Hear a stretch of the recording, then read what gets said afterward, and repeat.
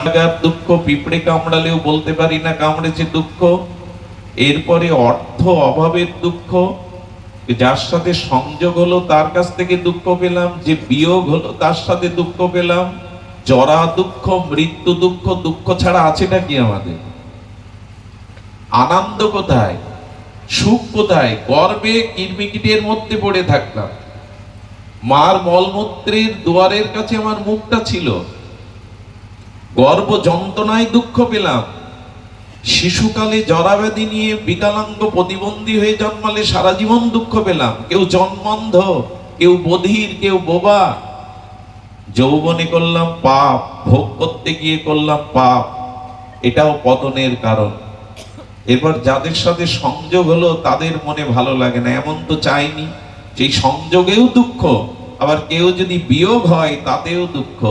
জরা দুঃখ, ব্যাধির দুঃখ, মৃত্যু দুঃখ, পরকালে নরকের ভয়ের দুঃখ। দুঃখ ছাড়া আছেটা কি? বলে এই দুঃখ ঘুচবে না তোমার যতদিন তুমি স্বরূপকে না চিনবে। কে আমি? আমার প্রকৃত পরিচয় কি? সুধীজন, এই জন্য সিন্ধুকে যে সোনাদানা টাকাগুলো রয়েছে, সোনাদানা টাকা দাবি করে কি এগুলি আমার? ধ্যান দিন, সোনাদানা টাকা পয়সা সিন্ধুকে রয়েছে, সোনাদানা টাকা পয়সা সিন্ধুকে রয়েছে। সিন্ধুক কি দাবি করে যে এই সোনাদানা আমার? গোডাউনে মহাজনের মাল রয়েছে, গোডাউন কি দাবি করে এই মাল আমার? আমার এটা সিন্ধু।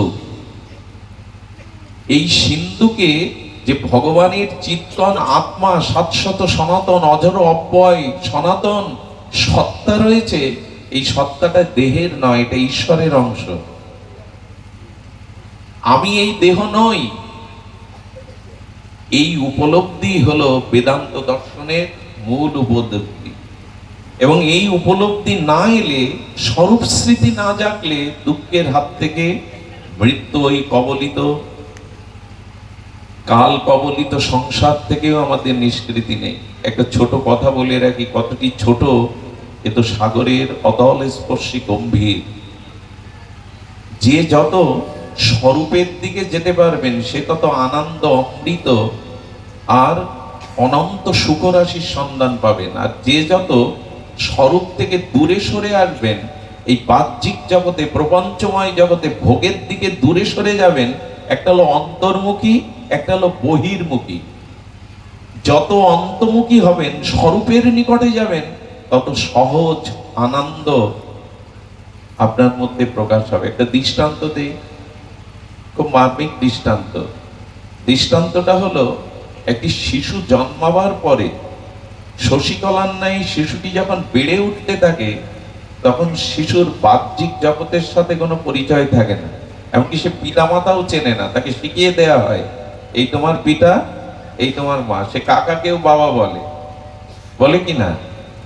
অর্থাৎ বাহিরের কোন জগতের সাথে অর্থ কাকে বলে, নারী কাকে বলে, ভোগ কাকে বলে, শিশু জানে কি?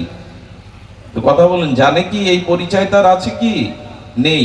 সে সবসময় কি থাকে? স্বরূপের সাথে যুক্ত থাকে, সংসারের সাথে যুক্ত থাকে না। এই জন্য দেখবেন, যে বাড়িতে শিশু আছে, যে বাড়িতে ছোট্ট শিশু আছে, ওখানে আর্ধেক দুঃখ এই শিশুই দূর করে দেয়। সংসারের মানুষগুলোর যে দুঃখ যন্ত্রণা আর্ধেক দূর হয়ে যায়।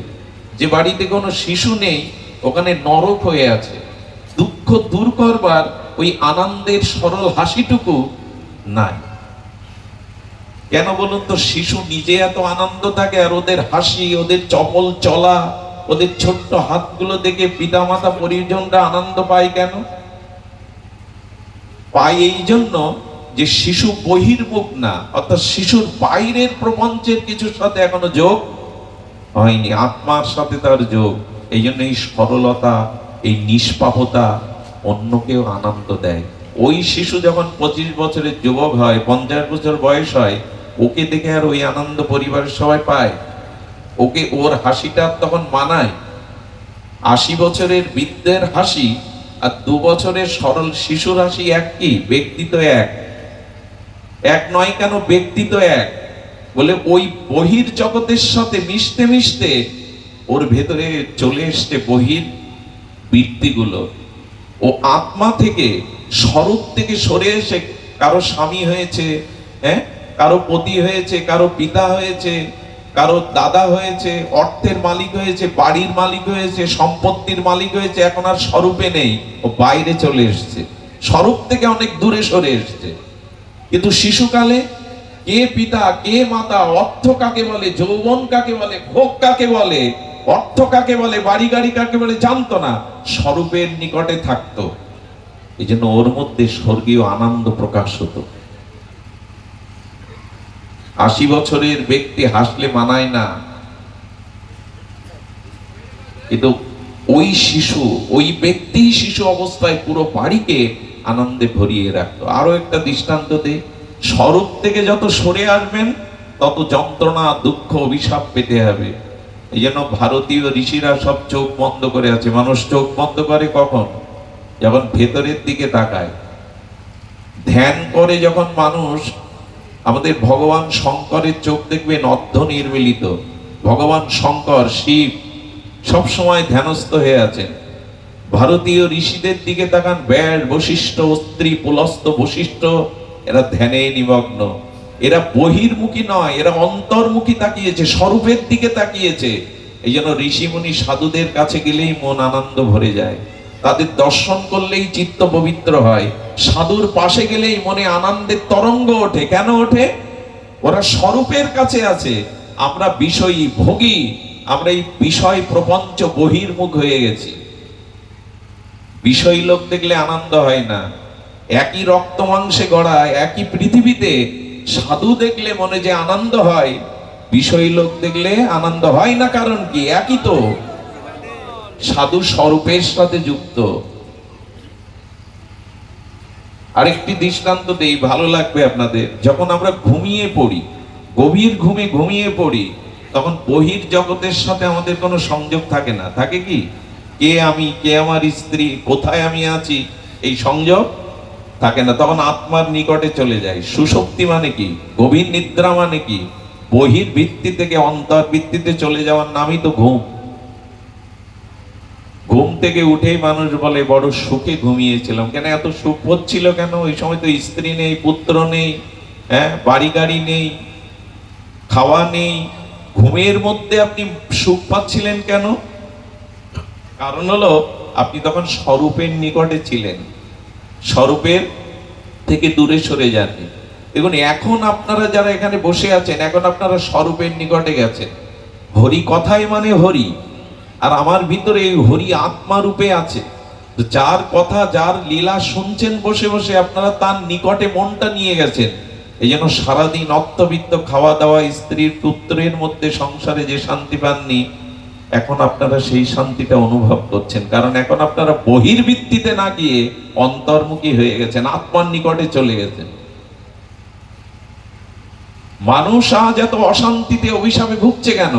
বহির্মুখিতার কারণ। স্বরূপ থেকে দূরে সরে গেছি। কতগুলি কঠিন হলে বোঝা যায়, এটাই আমাদের বেদান্ত ভারতীয় দর্শন। আমি একটা অনুরোধ করব আপনাদের কাছে, কথাটি যদি মনে রাখেন, সেটি হলো, আমার সুখ অন্য কোনো ব্যক্তি ও বস্তুর কাছে যতদিন এই ভাবনা আপনার বুদ্ধিতে থাকবে, আপনি সুখী হতে পারবেন না। কি বললাম? আমার সুখ অন্য কোনো ব্যক্তি বা অন্য কোনো বস্তুর কাছে আছে, ওদের কাছ থেকে আমি সুখী হব, এই বুদ্ধি যতদিন আপনার আছে, ততদিন জগৎ আপনাকে শান্তি বা সুখ দিতে পারবে না। সুখ আসলে বাইরে কারো কাছে, কোনো বস্তুর মধ্যে নেই। সুখ আছে নিজের স্বরূপে, আনন্দটা ভেতরে।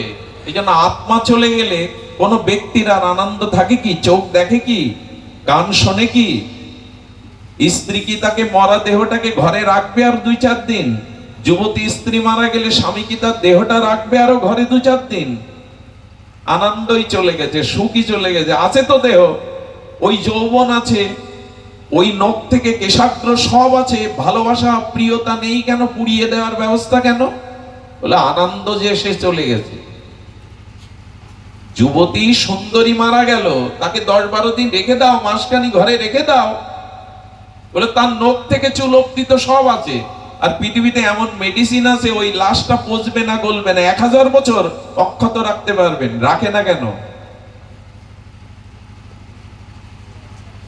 আনন্দই চলে গেছে, স্বরূপ চলে গেছে, আত্মা চলে গেছে। আনন্দই বডিতে নেই, হাত পা সম্পর্কের মধ্যে নেই। ছোট্ট শিশু মারা গেলে মা কাঁদে কেন? খোকা কোথায় গেলি? খোকা তো তার বুকে, বুকে জড়িয়ে ধরে কাঁদে, খোকা কোথায় গেলি? বারে খোকা তো তোমার বুকে। কিন্তু খোকার মুখ দিয়ে যে মা ডাকটা, যে শক্তি বলাতো, যে শক্তির দ্বারা খোকা দুটো হাত দিয়ে মার গলা জড়িয়ে ধরতো, ওই শক্তিটা চলে গেছে, ওই স্বরূপটাই আনন্দটা চলে গেছে। তাই খোকাকে বুকে নিয়ে মা কাঁদে, খোকা কোথায় গেলি? এই বোধ কি আমাদের জাগে না যে আনন্দ কোথায়? আনন্দ স্বরূপে, আনন্দ বাইরে নাই। আমরা আনন্দ অমুক এর কাছে, অমুক ব্যক্তির কাছে, অমুক বস্তুর কাছে খুঁজে বেড়াচ্ছি। যতদিন এই খোঁজা বন্ধ না হবে ততদিন আপনি স্বরূপের আনন্দ পাবেন না। আনন্দ বাইরে কারো কাছে নাই, আনন্দ আছে স্বরূপে, সত্তাতে। জ্ঞানীর চিত্তে এই স্বরূপ বোধ আছে, এই জন্য জ্ঞানী তার বুদ্ধিকে, তার মনে আনন্দের তরঙ্গ ওঠে। আর অজ্ঞানী তার মনরূপ পাত্রে, তার হৃদয়রূপ পাত্রে এই বহির্বৃত্তি রেখেছে। এই জন্য অজ্ঞানী শান্তি পায় না, ছটফট করতে থাকে জগতে। এই জন্য আসুন আমরা আমাদের স্বরূপ বৃত্তির দিকে যাই। আমরা আমাদের মানুষের আসলে মূল লক্ষ্যটা কি? মূল লক্ষ্য দুঃখ থেকে নিষ্কৃতি পাওয়া। কোনো দুঃখ যেন আমাকে স্পর্শ না করে, এটাই তো আমাদের ঐকান্তিক চাওয়া। কোনো দুঃখ যেন কখনো আমাকে স্পর্শ না করে, এটাই যদি চাওয়া হয়, এই চাওয়াটা আপনার সেই দিনই পূর্ণ হবে যেদিন আপনি বহির্বৃত্তির থেকে আপনার মন ইন্দ্রকে অন্তর্মুখী করে আত্মস্বরূপে অধিষ্ঠান হবেন। এই দিন প্রকৃত আনন্দের সন্ধান জীব পাবে। সংসারে প্রকৃত সুখ নাই, বস্তুতে প্রকৃত সুখ নাই, বস্তু ধর্মে প্রকৃত সুখ থাকতে পারে না।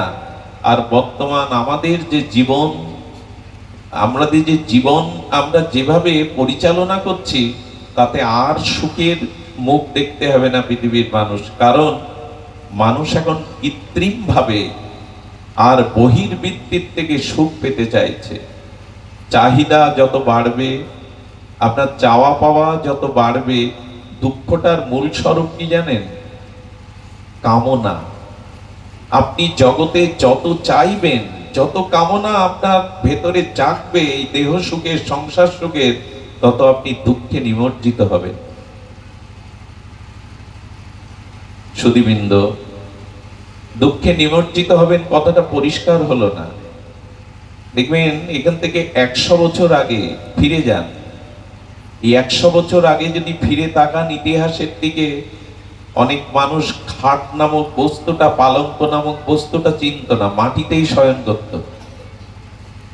যারা পুরনো দিনের মানুষ তারা এই কথার সাথে সহমত পোষণ করবে। কিন্তু মানুষের রুচি এলো পালঙ্কে থাকতে হবে। দ্বিতীয় বিশ্বযুদ্ধের পরে পৃথিবীতে শিল্প বিপ্লব ঘটে গেল। আর শিল্প বিপ্লব মানে রুচির পরিবর্তন হতে থাকলো। এটা না হলে হবে না, ওটা না হলে হবে না। এই যখন চাওয়া বাড়তে লাগলো, আর চাওয়া পূরণের জন্য মানুষের ধন আকাঙ্ক্ষা, ভোগের আকাঙ্ক্ষা বেড়ে গেল। আর যখনই এই বহির্বৃত্তে বেড়ে গেল, তখনই মানুষের জীবনে এই না পাওয়াটাই, দেখবেন তৈরি করা ইচ্ছা, তৈরি করা বাসনা কামনা আর প্রকৃতির সহজাত পরিপূরণ, এ দুটোর মধ্যে কতটা খুবই মূল্যবান। প্রকৃতি স্বাভাবিকভাবে একটা মানুষকে যা প্রয়োজন, জগতের প্রাণীকে প্রয়োজন, প্রকৃতি স্বাভাবিকভাবে তা দিয়ে থাকে। মানুষ যখন প্রকৃতির উপরে নির্ভর না করে নিজের বাসনা রুচি বাড়াতে গেল, তখনই সে সমস্যায় পড়ে গেল। তার একটা ছোট্ট দৃষ্টান্ত দেই। মানুষ ব্যতীত পৃথিবীতে যত প্রাণী আছে তারা কি চাকরি বাকরি, ব্যবসা, টাকা রোজগার করে খায়? অন্য কোন প্রাণীর পেশা আছে? একটু কথা বলুন, আছে কি? কিন্তু আজ মানুষ এই 21 শতাব্দীতেও না খেয়ে মারা যাচ্ছে। কিন্তু বিধাতার সৃষ্টিতে প্রকৃতির উপর নির্ভরশীল মানুষ ব্যতীত অন্য কোনো প্রাণী না খেয়ে মরে না। তারা ঠিক ঠিক আহার প্রকৃতি তাদের দিয়ে দেয়, যায় কিনা? পৃথিবীতে পিপিলিকার সংখ্যা কত বিজ্ঞানীরা বলতে পারবে না। কীট পতঙ্গ, হিংস্র জীব জন্তু, সমুদ্রের এই মাছগুলো কি খেয়ে বেঁচে থাকে? ওরা আয় করে, ওরা চাকরি করে, ওরা ব্যাংক ব্যালেন্স করে প্রকৃতির উপর নির্ভর করে। তো যে ভগবান ওদের চালাচ্ছে তার বুদ্ধি শুদ্ধি নাই যে আপনার চলবে কি করে? আপনি আপনার চাহিদা বাড়িয়েছেন, আপনি আপনার বাইরের ভোগবৃত্তি বাড়িয়েছেন, আর এই না চাওয়া, না চাওয়াটা না পাওয়াই দুঃখ। এই জন্য আপনার যে যা চেয়েছেন পাননি, চাওয়াটা না পাওয়ায়, কামনাটা পূরণ না হওয়ায় দুঃখ। আর কামনা পূরণ না হলে শুধু দুঃখ আসে না, কামনার পথে যারা বাধা দেয় তারা ক্রোধের শত্রু হয়ে দাঁড়ায়। তার আছে পৃথিবীতে কি? কাম ক্রোধ ছাড়া পৃথিবীতে মানবতা কোথায়? মনুষ্যত্ব কোথায়? মানুষের ভিতরে সহমর্মিতা কোথায়? সবকিছু হয়েছে কেন? যত চাওয়া, যত কামনা, যত ভোগ বাসনা, তত দুঃখ। আর এই ভোগ পূরণ করতে গিয়ে, প্রার্থিত কামের বস্তু চাইতে গিয়ে বাধা হলে ক্রোধ আসছে। আর ক্রোধে বা হিংসায় পৃথিবী জ্বলছে এখন। রাষ্ট্র থেকে রাষ্ট্র, পরিবার থেকে পরিবার, গ্রাম থেকে গ্রামান্তর। শুধুমাত্র প্রকৃতির উপর নির্ভরশীল না হয়ে আপনি চাওয়া বাড়িয়েছেন। সাধুরা কি জল খায়? বৃন্দাবনে গভীর বনে ঝর্ণার জল। নীতা আম্বানি এক লিটার জল খায়, তার দাম কত জানেন?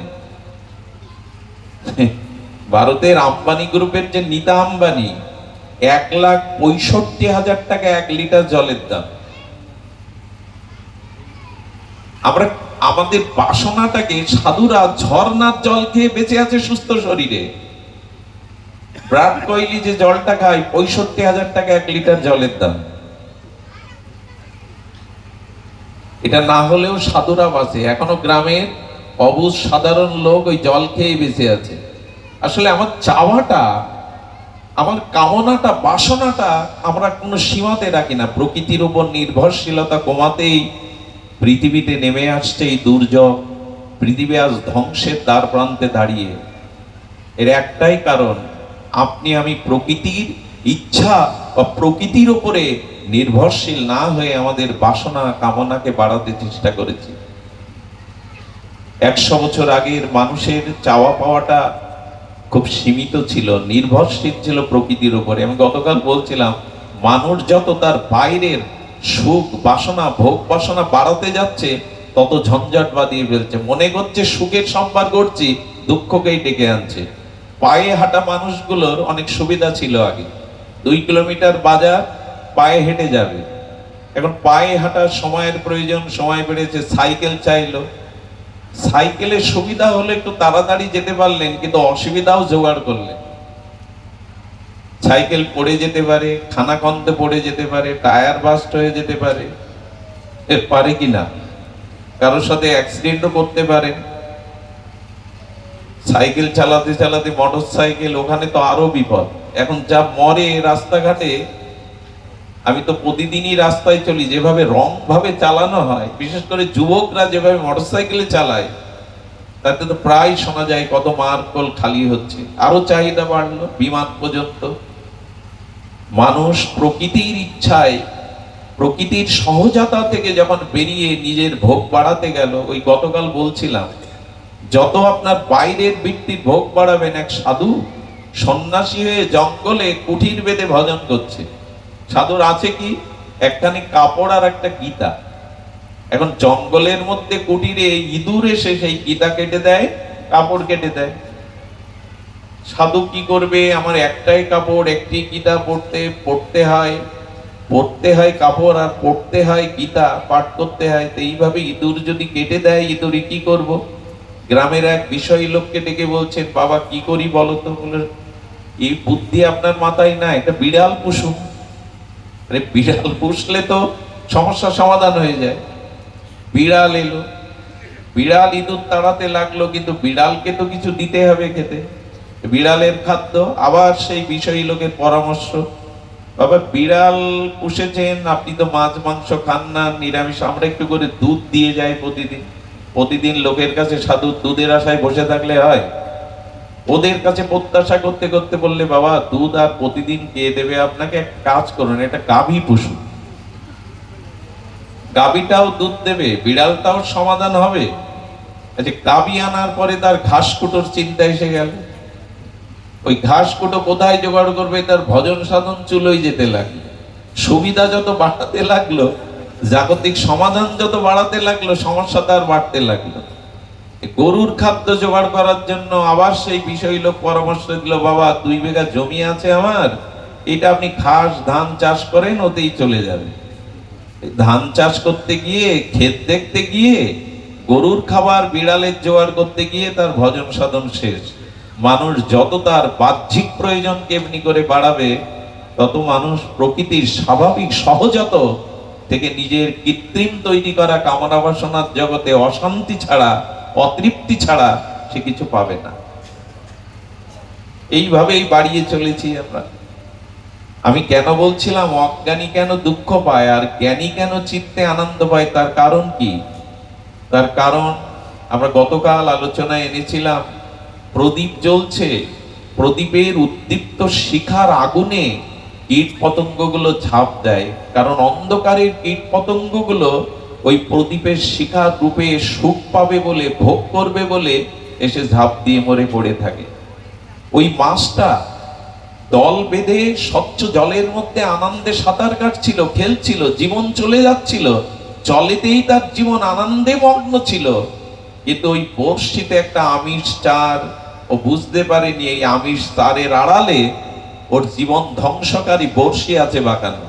ওই আমিষ চার গিলতে গিয়েই ওর মরণ হলো। আরে মাছ জানে না যে ওই আমিষ চারের আড়ালে বড়শি আছে, আর কীট পতঙ্গ জানে না যে আগুনের রূপে ঝাঁপ দিলে পুড়ে মরতে হবে। আপনার আমার বুদ্ধি আর বিবেক তো আছে, কোথায় ঝাঁপ দিলে মরতে হবে।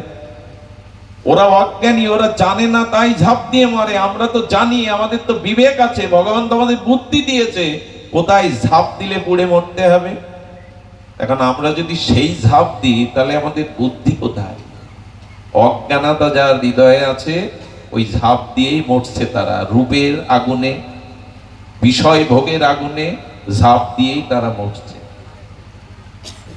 আমাদের শাস্ত্রকারগণ একটা কথা বলছেন, মানুষ সাগরে নদীতে ডুবে গেলে মরে যায়, ডাঙায় থাকলে তীরে থাকলে বেঁচে যায়। কিন্তু সাধুরা বললেন, এক কাজ করো, এক জায়গায় ডুবলে বেঁচে যাবে, এক জায়গায় ডুবলে বেঁচে যাবে, আর এক জায়গায় ডুবলে মরণ হবে। সেটা হলো এই সাধু সঙ্গরূপ হরিকথার সাগরে ডুব দাও। এইখানে ডুবে গেলে বেঁচে যাবে, এইখানে যদি ডুব দিতে পারো বেঁচে যাবে। আর সংসার সাগরে বলে, সংসার সাগরে ডুব দিলে কাম করো চিবিয়ে চিবিয়ে হাঙর কুমিরের মতো খাবে। সংসার সাগর আর এই হরিকথা আর সাধু সঙ্গেরও সাগর, বলে এই সাধু সঙ্গ সরোবরে ডুব দাও, এখানে ডুব দিলে মরবে না, বেঁচে যাবে, আনন্দ পাবে।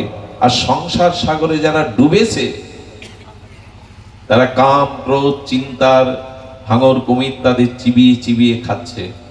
এই জন্য শাস্ত্রে বলছেন, সংসারে তীরে দাঁড়িয়ে থাকো, তাহলে আর ডুববে না। মানে অত ভোগের মধ্যে যেও না, একটু সংযম হয়ে থাকো, একটু ত্যাগ নিয়ে তীরে থাকো, আর সাধু সঙ্গে এবার ডুব দাও। এইখানে ডুব দাও, ওখানে তীরে থাকো। আমরা উল্টে ফেলেছি, সংসারে কামনা বাসনায় ডুব দিয়েছি, আর সাধু সঙ্গে তীরে দাঁড়াই। আজ শরীর ভালো লাগছে না, আজ অনেক শীত পড়েছে, কালকেই তো শুনে এলাম আজ আবার যাবো, এই একই তো কথা। এই আমরা সাধু সঙ্গে তীরে দাঁড়িয়ে থাকি, আর সংসারে ডুবে থাকি। কে রক্ষা করবে আমাদের? এই জন্য দয়া করে আমাদের যদি দুঃখের হাত থেকে মুক্তি পেতে হয়, তো আসুন আমরা স্বরূপের ধ্যানে যাই, স্বরূপের পথে চলি। এইটা হলো জ্ঞানী এবং অজ্ঞানীর পার্থক্য। এই স্বরূপের পথে যখনই আমরা চলবো, তখনই আমাদের জীবনে এই আনন্দ সহজ সুখ রাশির আমরা সন্ধান পাব। আপনাদের মনে পড়ে বিষয়ের বিষয় সুখ আর ভক্তের ভজন সুখ, এই দুটোর মধ্যে পার্থক্য দেখুন। এক সন্ন্যাসী সর্বত্যাগী, তিনি এক প্রান্তর দিয়ে যেতে যেতে এক ক্ষুদ্র গুস্র গ্রামের মধ্যে দিয়ে চলেছেন। হঠাৎ বৃষ্টি এলো, আর সাধুর একটাই বস্ত্র, একটাই তার দেহে আভরণ, ওইটা ভিজেবে না বলে এক বিষয়ীর জানলার কাছে, তার চাল, টিনের চালের শেষের কাছে এসে ওই বৃষ্টির হাত থেকে কিছুক্ষণ অপেক্ষা করছে দাঁড়িয়ে। তার বস্ত্রটা ভিজে যাবে, একটাই বস্ত্র। তো সেই সময় ওই বিষয়ী, যে সংসারী বিষয়ী ব্যক্তি, তিনি জানলা খুলে দেখে জানলার সামনেই তার শেষের কাছে দাঁড়িয়ে আছেন এই সর্বত্যাগী সন্ন্যাসী। কিছু কিছু মানুষ আছে বিষয়ী যারা, অজ্ঞানী যারা, তারা সাধু দেখলে আবার তাদের কিছুটা কথা শোনাতে পারলে ভালো লাগে, সাধু তাদের সহ্য হয় না। ওহে সাধু, তুমি আমার শেষের কাছে দাঁড়িয়ে দাঁড়িয়ে বৃষ্টিতে ভিজছ, আমার কি সুখ হচ্ছে জানো? দেখুন সাধুকে পেয়ে সে বলছে আমার সুখ হচ্ছে কি জানো? বলে বলো। বলে আজ আমি 5,000 টাকা আয় করেছি, ওটা ব্যাংকে জমা রেখেছি। আমার গাভীগুলো রাখালরা গোয়ালে বৃষ্টির আগেই তুলেছে, তারা নিশ্চিতে ঘুমাচ্ছে, ও চিন্তা আমার নেই।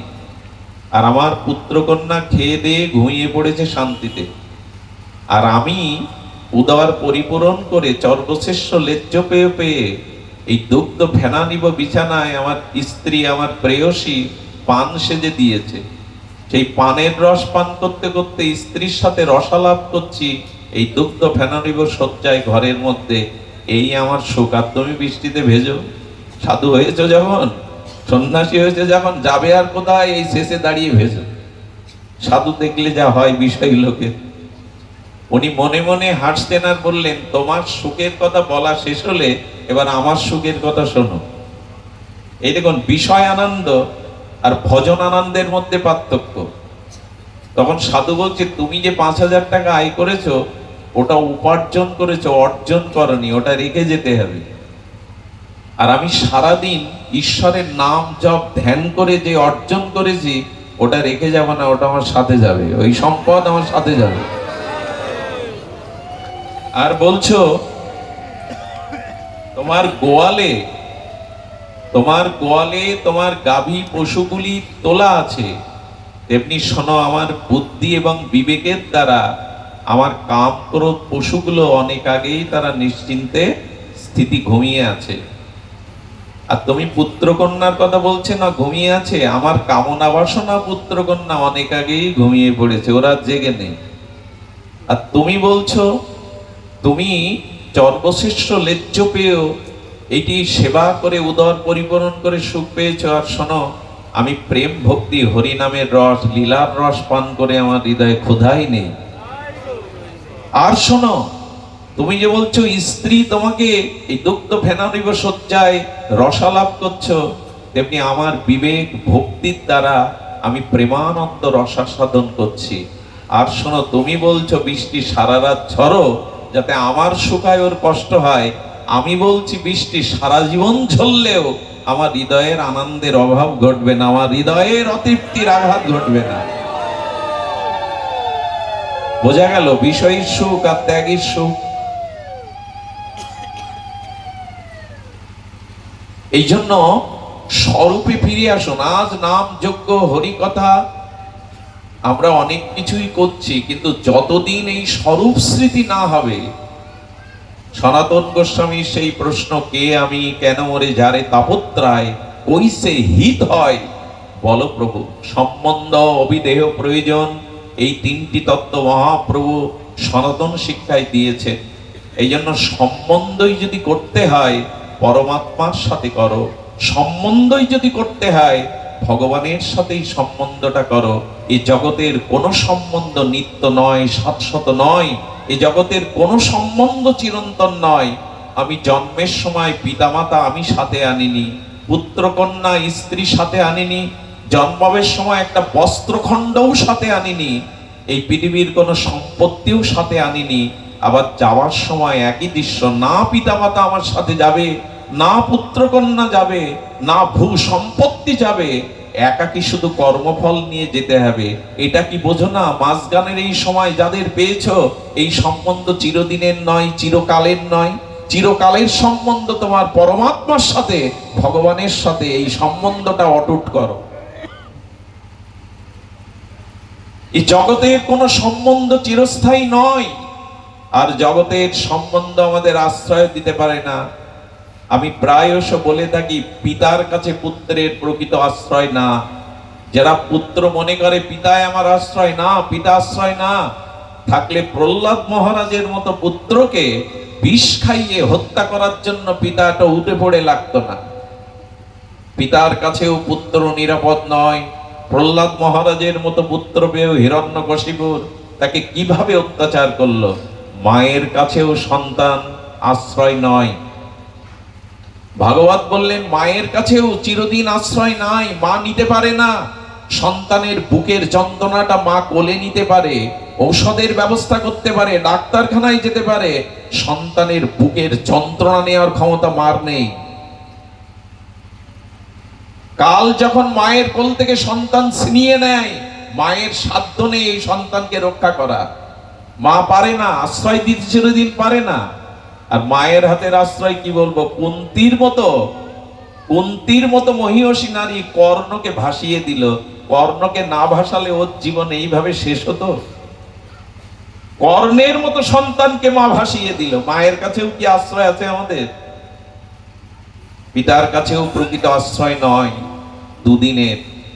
আর পিতা যদি ভগবতমুখী না হয়, আত্মজ্ঞানী না হয়, এই সন্তানকে সে বিষয়ের দিকে ঠেলে দেবে। গতকাল বলছিলাম, আমাদের প্রজন্মকে, আমাদের সন্তানদেরকে আমরা প্রয়াস শিখিয়ে থাকি, লেখাপড়া কর, চাকরি বাকরি করে অর্থ উপার্জন কর, সুখে থাক আর মর। এই ছাড়া তাদের কি শেখায়? পড়াশুনো কর, চাকরি বাকরি করে টাকা রোজগার কর, আর ভালো মন্দ খেয়ে মর। এই ছাড়া তো আর কি আছে? একবারও বলি না যে এই মৃত্যুর হাত থেকে তুই কি করে নিষ্কৃতি পাবি, আর তোকে কর্মফল ভোগ করতে বারবার এই জগতে যেন আশা না লাগে। না, এই মন্ত্র আজকের পিতামাতা আমরা দেই না তাদের। সুধীজন, ভাগবত এই কথাই আমাদের জানাচ্ছেন। সম্বন্ধ কার সাথে? বলেন, বড় ভাইয়ের সাথেও বড় ভাই আশ্রয়দাতা নয়। রাবণ বিভীষণের মতো ভাইকে লাথি মেরে তাড়িয়ে দিল। এখন তো দুহাত জাগার জন্য ছোট ভাইকে বড় ভাই খুন করে, বা ছোট ভাই বড় ভাইয়ের নামে মামলা লাগিয়ে দেয় 1 বিঘে জমির জন্য। এ জগতে কারো কাছে তোমার চিরস্থায়ী আশ্রয় নয়। সবাই তাত্তা পূরণের জন্য তোমাকে ব্যবহার করে। অবশ্য পিতামাতা সন্তানের মঙ্গল চায়, নিঃস্বার্থ ভালোবাসা পিতামাতার, এই জন্য তাদের সাথে কারো তুলনা না হয়। কিন্তু তারাও কি রক্ষা করতে পারে আমায়? কত ডাস্টবিনে পেপারে মোড়ানো সন্তান ফেলে জীবন্ত সন্তান কাঁদছে। কোনো মা তো তাকে গর্বে এনেছে, কোনো মাই তো তাকে ওইভাবে অনাথ আশ্রমে বা ফেলে দিয়েছে ট্রেনে। মায়ের কাছেও পুত্র নিরাপদ নয়, বড় ভাইয়ের কাছে নয়, স্ত্রী তার স্বামীর কাছেও নিরাপদ নয়। আজ ঘরে ঘরে কত রমণী শুধু ভোগের সামগ্রী করে তাদের রাখা হয়েছে, শুধু ভোগের সামগ্রী করে রাখা হয়েছে তাদের। তাদের চোখের জলে দেবতার অভিশাপ আসে ওখানে। দ্রৌপদীর মতো সতীসাধ্যের লজ্জা নিবারণের জন্য পঞ্চ পাণ্ডব এগিয়ে আসেনি। দ্রৌপদী দেখালো, এই দেখো আমার স্বামীরা বিশ্ববিজয়ী, কিন্তু রক্ষা করতে ভগবান ছাড়া স্বামীরাও এগিয়ে আসেনি। স্ত্রীকে ভালো লাগলো না তো তাকে ত্যাগ করে দিয়ে আর একজনের হাত ধরলাম। কোথায় আশ্রয়? আগে আশ্রয় তত্ত্বটা ঠিক করুন। আমার প্রকৃত আশ্রয়, আমার প্রকৃত সম্বন্ধ কার সাথে? দেবতারাও আপনার আশ্রয় নয়। দেবতাদেরও নিজস্ব আশ্রয় মাঝে মাঝে হারিয়ে ফেলে। দেবরাজ ইন্দ্র মাঝে মাঝে স্বর্গ থেকে বেরিয়ে যায়, চ্যুত হয়ে যায়, তারাও আশ্রয় পায় না।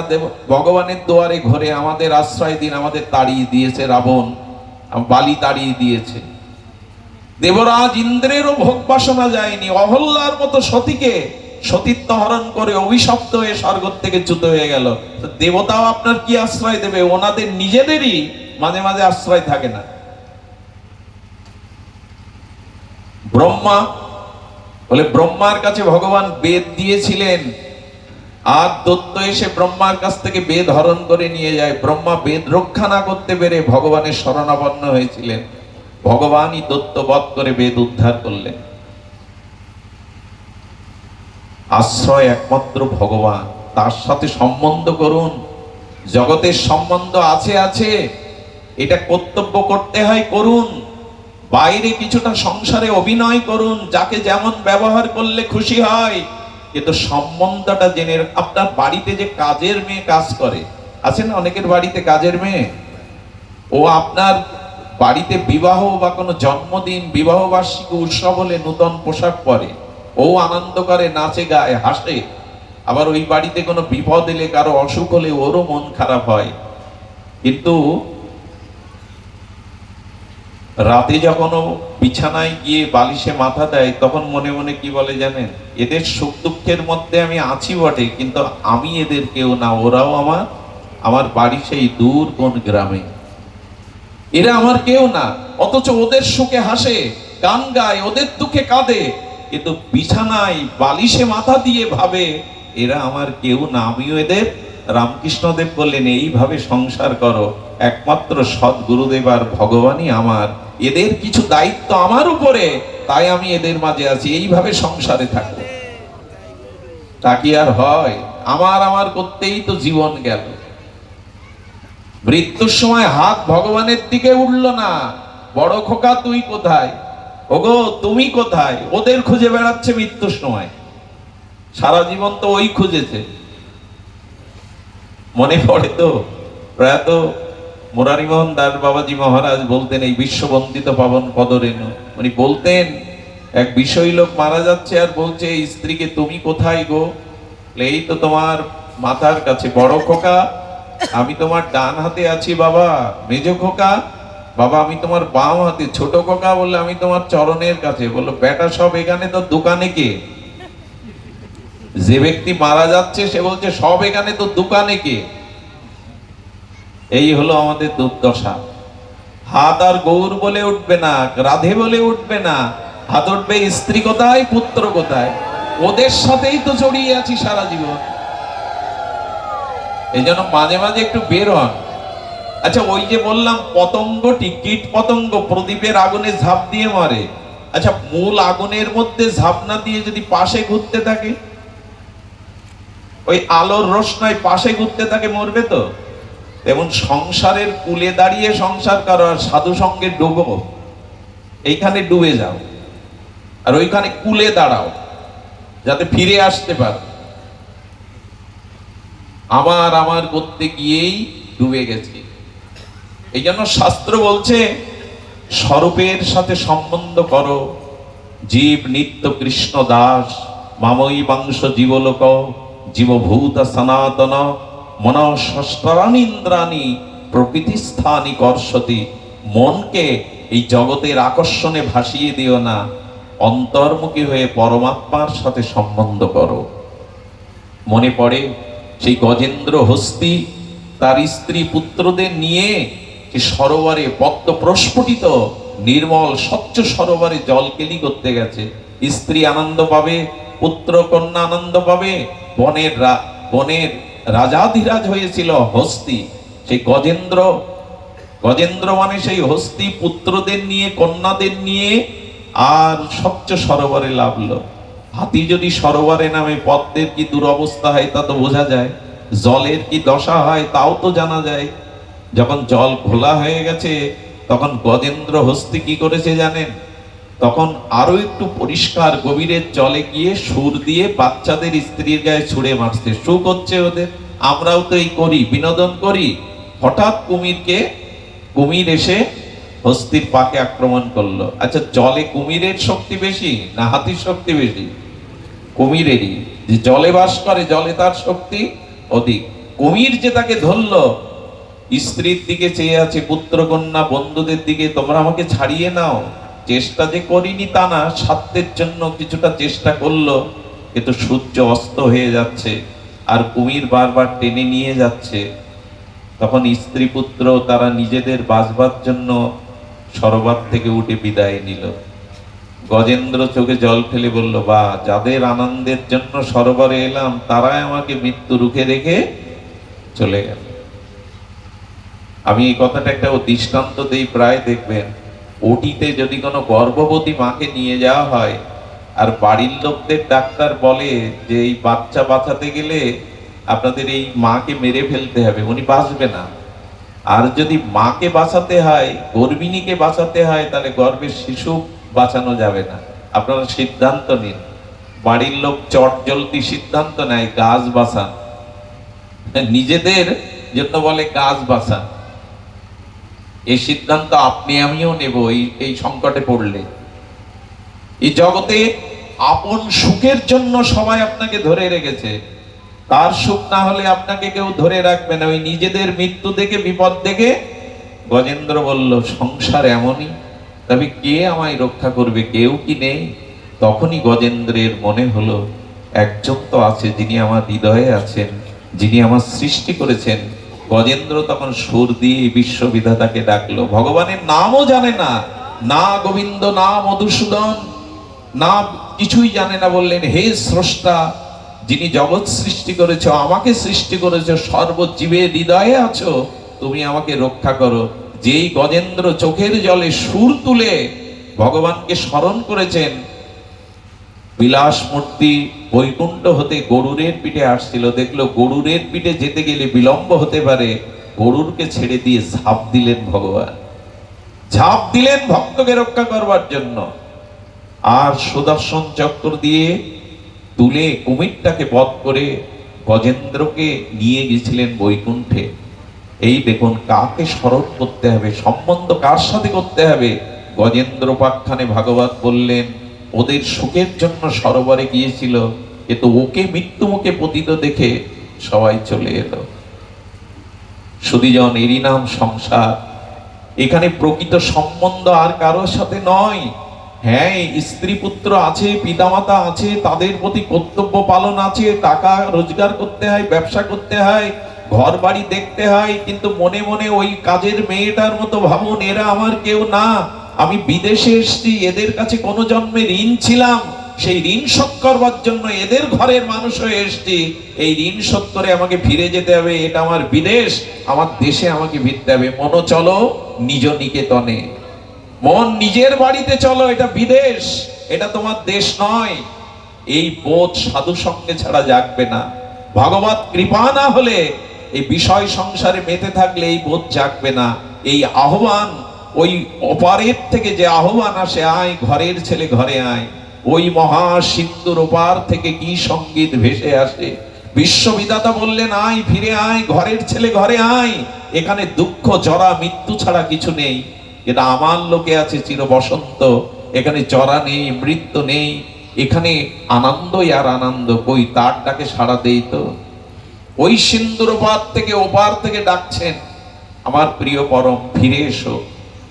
সুধীবৃন্দ, এই জন্য সম্বন্ধ যাদের সাথে করেছি, এই সম্বন্ধ টিকবে না, এটা বিনাশশীল অনিত্য সম্বন্ধ। ভগবানের সাথেই সম্বন্ধ করুন। বলে কে করে দেবে? হলো গুরু মহারাজ। পাত্র পাত্রীকে উপযুক্ত শুভ দিনের নির্ঘণ্ট থেকে ব্রাহ্মণ এসে, পুরোহিত এসে মন্ত্র বলে হাত বেঁধে বিবাহ দিয়ে যায়, আর তাতে তারা সারা জীবনের সুখ দুঃখের সাথী হয়ে যায়। বলে তেমনি গুরুদেব ভগবানের সাথে আমাকে যুক্ত করে দেন, শ্রী গুরুদেব ভগবানের সাথে আমাকে যুক্ত করে দেন, তুমি তার। সুধীবৃন্দ, এই হলো সম্বন্ধ। আর কোন বস্তুর সাথে, কারোর সাথে সম্বন্ধ হলে কি হয়? সম্বন্ধ হলে তখন কর্তব্য এসে দাঁড়ায়। এই কর্তব্য হলো অভিধেয়। অভিধেয় মানে কর্তব্য। অভিধেয় হলো কি বলছে? সম্বন্ধ অভিধেয় প্রয়োজন। অভিধেয় হলো ভক্তি করা, অর্থাৎ যখনই সম্পর্ক হলো তখন তার প্রতি আপনার সেবা ভাবনা আসে, এটাই হলো অভিধেয়, অর্থাৎ কর্তব্য পরায়ণতা। যারা দীক্ষা নিয়েছেন, তাদের দ্বিতীয়বার জন্ম হয়েছে, তাদের উচিত ভগবানের সাথে যে সম্বন্ধ হলো, সেই সম্বন্ধের দ্বারা কর্তব্য পালন করা। দীক্ষা নিয়ে একটু বিগ্রহ সেবা করা, ফুল তুলসী দেওয়া। একটা অভিশাপ হলো আমাদের দেশে, আমরা পুরুষরা দাবি করি, মনে করি যে মায়েরাই শুধু ঠাকুর ঘরে পূজা অর্চনা করবে, ওটা আমাদের কাজ না। কিন্তু পুরুষ তো এক ভগবানই, আমরা সবাই প্রকৃতি। আমাদের প্রত্যেকের উচিত দীক্ষার পরে অন্তত ঠাকুরের চরণে 5 মিনিট সময় হলো একটা ফুল তুলসী দেওয়া। তা না হলে দীক্ষা মন্ত্র ফলবতী হয় না। সম্বন্ধ করলে তার প্রতি একটা কর্তব্য পরায়ণতা আসতে হয়, করি তো। গুরুদেব বলে দিয়েছেন অন্তত 4 মালা জপ করবে, 25 মিনিট সময় লাগবে। হাজার কাজের ভিড়ে 25 মিনিট সময় তেমন কিছু না, দেন তো প্রতিদিন 4 মালাতে। কর্তব্যটা করছি কি আমরা? এই যে একটু ভগবানের প্রসাদ পাওয়া, সুধীবৃন্দ, তাকে একটু দিয়ে পাওয়া। আমি পরিবারে আমার মনোমতো খাদ্য এনে সেটা রন্ধন করে চর্বশিষ্য লেজ্জ পেয়েও জিহ্বার লালসায় পাচ্ছি, আমার কবে এই মন জাগবে যে আমার পরিবারেরই একজন ভগবান, তাকে একটু দিয়ে পাই, তার সামনে যা করেছি এইটা একটু দিয়ে, একটা তুলসী পাতা দিয়ে পাই, ওটা তখন প্রসাদ হয়ে যাবে, ওটা তখন আপনার প্রতি কৃপা হয়ে যাবে। সুধীবৃন্দ, এই জন্য কর্তব্যটা করতে হবে। আমি দীক্ষা নিয়েছি এটা বড় কথা না, সম্বন্ধ হয়েছে এটা বড় কথা না। বিবাহ করলে স্ত্রীর দায় দায়িত্বও পতিকে পালন করতে হয়। পতি মানে কি? যিনি পরিপূরণ করেন, যিনি রক্ষণ করেন, যিনি দায়িত্ব পালন করেন, তাকেই তো পতি বলে। আমি পতিরূপে কৃষ্ণকে বরণ করেছি, ভগবানকে বরণ করেছি জীবন স্বামী রূপে, তার প্রতি আমার কর্তব্য নেই? ওই যজ্ঞ শুনতে যাব, 2 দিন পাঠ শুনতে যাব, এইটুকু কর্তব্য নেই? নিত্য কর্তব্য আছে। বৈষ্ণবরা প্রভাতে উঠে কি করে? সেই গুরুদেবার মন্ত্র স্মরণ করেন, ভগবানের চরণে, অফিসে বাণিজ্যালয়ে যাওয়ার আগে একটা তুলসী দিয়ে প্রণাম করে যান, প্রভু সময় কম, আমার এই অর্ঘ্য, এই ফুল, এই জল গ্রহণ করো তুমি। একটা প্রণাম করুন তাকে। একটা ফুল দিতে কত সময় লাগে? একটা গীতার শ্লোক করতে 5 মিনিট লাগে। পেপার পড়ে ঘন্টার পর ঘন্টা সময় কাটাই, টিভি দেখে 5 মিনিট একটা গীতার শ্লোক পড়ি না। ঠাকুর ঘরে ঠাকুরের অভিষেক করে যে চরণামৃত, ওই প্রতিদিন পান করুন, অকাল মৃত্যু আসবে না, অনেক ব্যাধির হাত থেকে রক্ষা পাবেন। কিন্তু এইখানে যারা আছেন 99% মানুষ প্রতিদিন চরণামৃত পান না, কিন্তু এর মধ্যে এমন 75% মানুষ আছে আমরা প্রতিদিন 2-3 কাপ চা পাই। চা পাওয়াতে আমার আপত্তি নেই, পান, কিন্তু মাঝে মাঝে ভগবানের চরণামৃতটাও পান, এটা অকাল মৃত্যু রোধ করে। চরণামৃত এটা পাই না, এই জন্য আমাদের রুচিটাই বদলে গেছে। আমরা শুধু দীক্ষা নিতে হয়, একটু হরিনামে যেতে হয়, একটু পালা কীর্তন শুনতে হয়, একটু তীর্থ ভ্রমণ করতে হয়, এইটুকুই। নিত্য ভগবানের প্রতি আমার দায়িত্ব আছে, কর্তব্য আছে। যারা নিত্য ভগবানের সেবা করে, মনে পড়ে একবার আমাদের এক পরম ভক্ত, তিনি আগ্রায় থাকতেন, তখন মোগলদের শাসন আমল। তো আগ্রাতে তিনি ছেড়ে যাননি, কেন জানেন? আগ্রার মানুষগুলো ভগবত বঞ্চিত হবে, হরিকথা বঞ্চিত হবে, তাই জীবনের উপরে উনি সমস্যা, রিস্ক থাকলেও ওইখানে পাঠ করতেন। আর কি করতেন? পাঠ করতেন প্রতিদিন, আর যমুনা থেকে ভোরবেলা জল এনে ভগবানকে অভিষেক করাতেন। কিন্তু আমাদের হিন্দুদের ভিতরে স্বজাতি বিদ্বেষটা খুব বেশি। ওইখানে লোক গিয়ে বসতো, ওনার সুনাম ছড়িয়ে গেল, তাই তারা কি করলো? মোগলদের কাছে নালিশ করলো। আগ্রায় বাস করে ভগবানের সেবার নাম করে লোক জোগাড় করে, তাদের রাজনৈতিক মতলব বুদ্ধি প্রদান করে, আপনি ওকে অ্যারেস্ট করুন। তো সেই রাত্রেই নবাবরা পাঠিয়েছে, ওকে বেঁধে নিয়ে এসো। ও তখন কি করছিল জানেন? ও তখন ভগবানকে রাত্রে যদি পিপাসা লাগে, তাই তুলসী পাতা দিয়ে 1 গ্লাস জল দিয়ে রাখতো। জলটা নিয়ে যাবে ঠাকুর ঘরে, ওই সময় এসে ধরে নিয়ে গেল। সুধীবৃন্দ, তখন দিল্লিতে তাকে নিয়ে বন্দি করা হলো। ভুল বোঝানো হয়েছে সম্রাটদের। বন্দি করার পরে রাতে যখন শুয়েছে নবাব, কি বলবো আপনাদের, নবাবের সামনে ভগবান প্রকট হয়ে চাবুক দিয়ে তাকে মারতে লাগলেন। আমার তৃষ্ণার জলটুকুও তাতে দিতে দিসনি, আমার তৃষ্ণার জলটুকু, সেবাটুকুও তাকে পরিপূরণ করতে দিসনি। সে ওই জলটুকু, কারাগারে গেছে বলে কাঁদছে না, ওই ভক্ত বসে বসে কাঁদছে, জলটুকু দিতে পারলাম না, রাতে যদি তার পিপাসা লাগে। প্রতিদিন দেওয়া অভ্যাস। এবং জ্ঞানী মানুষেরা শয়নের সময়, ঘুমার সময় একটু জল রেখে দেয়, তো যদি পিপাসা লাগে রাত্রে প্রয়োজন হয়। উনি ঠাকুরকে 1 গ্লাস, এটা শাস্ত্রে লেখা নেই, কিন্তু ওনার মনের এই সেবা ভাবনাটা ছিল। উনি বসে বসে খাচ্ছেন, জলটা দিতে দিল না, জলটা পেল না। নবাব এই হুঙ্কার দেখে স্বপ্ন মনে করলে স্বপ্ন মনে করতো, কিন্তু গায়ে চাবুকের বাড়ির আঘাতটা স্পষ্ট দেখে তাড়াতাড়ি ওনাকে বিদায় দিয়ে বললেন, ভুল হয়েছে, ক্ষমা করুন, ভুল হয়েছে, ক্ষমা করুন, আপনি জল সেবাটা দিতে পারেননি, তাই স্রষ্টা আমাকে এসে এই দেখুন আমার গায়ে আঘাত করেছে, আপনি কৃপা করুন। পালকিতে চড়িয়ে শ্মশান মানে তাকে পাঠিয়ে দেয়া হলো। রাত্রে ভগবানের জল পিপাসা লাগে বলে প্রতিদিন এই মনের সংবেদ্য সেবা দিতেন, আর সেটাই ভগবান গ্রহণ করতেন, প্রমাণ করলেন। এটা নিছক আবেগ নয়, এটা মন কল্পিত কোনো আবেগের বস্তু নয়, ভক্তের সেবা এমনি করে গ্রহণ করে। এখান থেকে প্রায় 700-800 বছর আগের ঘটনা। ওই মহাজন রাত 2টোয় ঘুম থেকে উঠে 3 কিলোমিটার দূরে যমুনাতে জল আনতে যেতেন।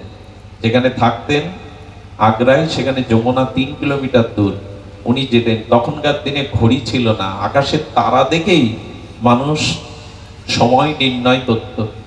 একদিন মেঘ হয়েছে, সারা রাত বৃষ্টি হচ্ছে, কালো মেঘে আকাশ ছেয়ে গেছে, তারাগুলি দেখা যায় না, নক্ষত্রগুলি। উনি তখন কি করেছেন, রাত 12টায় প্রভাত মনে করে, ব্রাহ্ম মুহূর্তে মনে করে রাত 12টায় উঠেছেন। এতে ঘোর কালো অন্ধকার, চারিদিকে বৃষ্টি থেমে গেছে কিন্তু অন্ধকার যায়নি। কোন পথে যাবে, কোথায় হারিয়ে যাবে, বয়স হয়েছে। ঠাকুরের অভিষেক করবে বলে সেদিনও বললেন, আমি নিজে হাতে জল না আনলে আর বেলা উঠে গেলে যদি এর ছোঁয়া তার ছোঁয়া লাগে, এই জন্য উনি যাচ্ছেন, কিন্তু পথ তো হারিয়ে ফেলছেন। সঙ্গে সঙ্গে দেখা এক কিশোর বালক হাতে অগ্নির একটা মশাল জ্বালিয়ে বলছে, বাবা, আরে এই রাত্রে কোথায় বেরিয়েছো, ফিরে যাও, আমার একটা জিনিস হারিয়েছে তাই খুঁজতে এসেছি, এই আলো জ্বালিয়ে, তুমি ফিরে যাও। বলে, তুমি কোথায় যাবো? আমি তো যমুনার দিকেই যাব। সেই আলোর পথ রচনা করে তাকে নিয়ে গেলেন, আর দেখছে ছেলেটার, বালকটার হাতের আলো যেমন জ্যোতি, তার অঙ্গের জ্যোতিও তেমন, তার অঙ্গের জ্যোতিও চারিদিকে যেন আলোকময় হয়ে গেছে। উনি যমুনায় স্নান করে জল নিলেন, জল নেওয়ার পরে দেখেন ঘাটে দাঁড়িয়ে আছে। বললো, কি পেয়েছো তোমার জিনিস? বললো, পেয়েছি, আমি চললাম, কিছুটা পথ এগিয়ে এসে বালক অদৃশ্য হয়ে গেল। উনিও দেখলেন হঠাৎ করে, আমি মন্দিরের সামনে কি করে এত তাড়াতাড়ি এলাম। মন্দিরে ঢুকে ভগবানকে যখন ওই জলে অভিষেক করাতে যাবে, দেখছে গোবিন্দের হাতে কালো কালি, আর চরণে দেখছে বালি মাখা। বুঝতে বাকি রইল না এই বালকটাকে। গোবিন্দই তাকে এই নিত্য সেবার জন্য আলো জেলে তাকে যমুনা পর্যন্ত নিয়ে গেছে। সেই দিন ভগবানকে অভিমান করে বলেছিল, কে তোমাকে বলেছে আমার জন্য খালি পায়ে এত হাঁটতে? কে বলেছে হাতে তোমাকে কালি মাখতে? ভগবান যেন তাকে শুধালেন সেই অমৃত কথা, তুমি আমার সেবার জন্য দেহ সুখ ত্যাগ করে, নিদ্রা ত্যাগ করে আমাকে অভিষেক করবে বলে জল আনতে যাচ্ছে অন্ধকারে, আমার কি স্বাদ হয় না তোমার মতো ভক্তকেও সেবা করতে? আমার কি স্বাদ হয় না? এই জন্য তার প্রতি যে সেবা কর্তব্য আপনারা করেন, সেই কর্তব্যের প্রতিদান তিনিই দেন। মায়ের মূর্তি সামনে আপনারা জানেন, তারাপীঠে বামাকে একবার মন্দিরে প্রচ্ছন্ন করে দিয়েছিলেন। তার কারণ, তিনি মাকে বড় মা বলে ডাকতেন, মাকে বড় মা বলতেন তিনি। গর্ভধারিণী মাকে ছোট মা, আর আমার জগৎ জননী আদ্যাশক্তি দেবীকে বড় মা বলতেন। মন্দির কমিটি দেখলো বামাকে আবার মন্দিরে প্রচ্ছন্ন করছে, তাকে ঘাট ধাক্কা দিয়ে তাড়িয়ে দিল। আরে মূর্খ, শাস্ত্র জানো না মায়ের মন্দির অপবিত্র করছো? 3 দিন মামা পড়ে এলো, ও বড় মা, বড় মা রে, সন্তান কি মায়ের কোলে কাপড়ে প্রচ্ছন্ন করে দেয় না, তাই বলে মা তাড়িয়ে দেয়? 3 দিন না খেয়ে পড়ে আছে মামা। 3 দিন বাদে তারাপীঠে ভোগ লাগাতে গেলে মা বললেন, আমি 3 দিনের উপবাসী। পূজারী বললেন, তোমার ভোগ তো নিত্যই লাগে, নিত্যই ভোগ উপাচার দেয়া হয়। বলে, সন্তান না খেলে কি মা খায় কখনো? আমার বাবা পড়ে আছে 3 দিন, মুখে সে কিছু দেয়নি। যে এই কথা মন্দির কর্তৃপক্ষ সেবকবৃন্দ জানলো, সেই দিন থেকে নিয়ম হলো কি জানেন? মা বলেছিলেন, সন্তানের বস্ত্রে, কোলে, গায়ে যদি সন্তান মলমূত্র ত্যাগ করে, মা তা ঘৃণা বোধ করে না। এটা সন্তানের অপরাধ নয়, ও শিশুর মতো আমাকে বড় মাই বলে ডাকে, ওকে নিয়ে এসো, ওকে সেবা দাও। আজও তারাপীঠের নিয়ম কি জানেন? সেই দিন থেকে ভোগ হলে আগে মামার নামে নিবেদন হবে, তারপরে মায়ের নামে। এখনো এই রীতি, এই রীতি। ভালোবাসার প্রতিদান মা দিতে পারে সুধীবৃন্দ। এই জন্য সম্বন্ধটা ভগবানের সাথে শুধু মুখোমুখি নয়, এটি হৃদয়ের আত্মিক সম্বন্ধ। আর যখনই সম্বন্ধ হবে তখন তার সাথে কর্তব্য করতে হবে। দেখুন, আমাদের সম্বন্ধটা সাধুগুরুর সাথে নাই, এই জন্য তো আমাদের জীবনে সমস্যা যায় না। আমরা বাড়িতে জামাই এলে, আত্মীয় স্বজন এলে তাদের খুশি করার জন্য কি সেবা দিলে তারা সন্তুষ্ট হবে, আমরা উঠে পড়ে লেগে থাকি। কত কি তৈরি করে রাখি, কত রকম চিন্তা করি। ওই সাধুর জন্য এই আদরটা বুঝি তো আমরা, ভক্তের জন্য, গুরুদেবের জন্য। জামাই আদর বুঝি, বৈষ্ণব আদর বুঝি না। এই বৈষ্ণব আদর আমরা বুঝতে চেষ্টা করি না।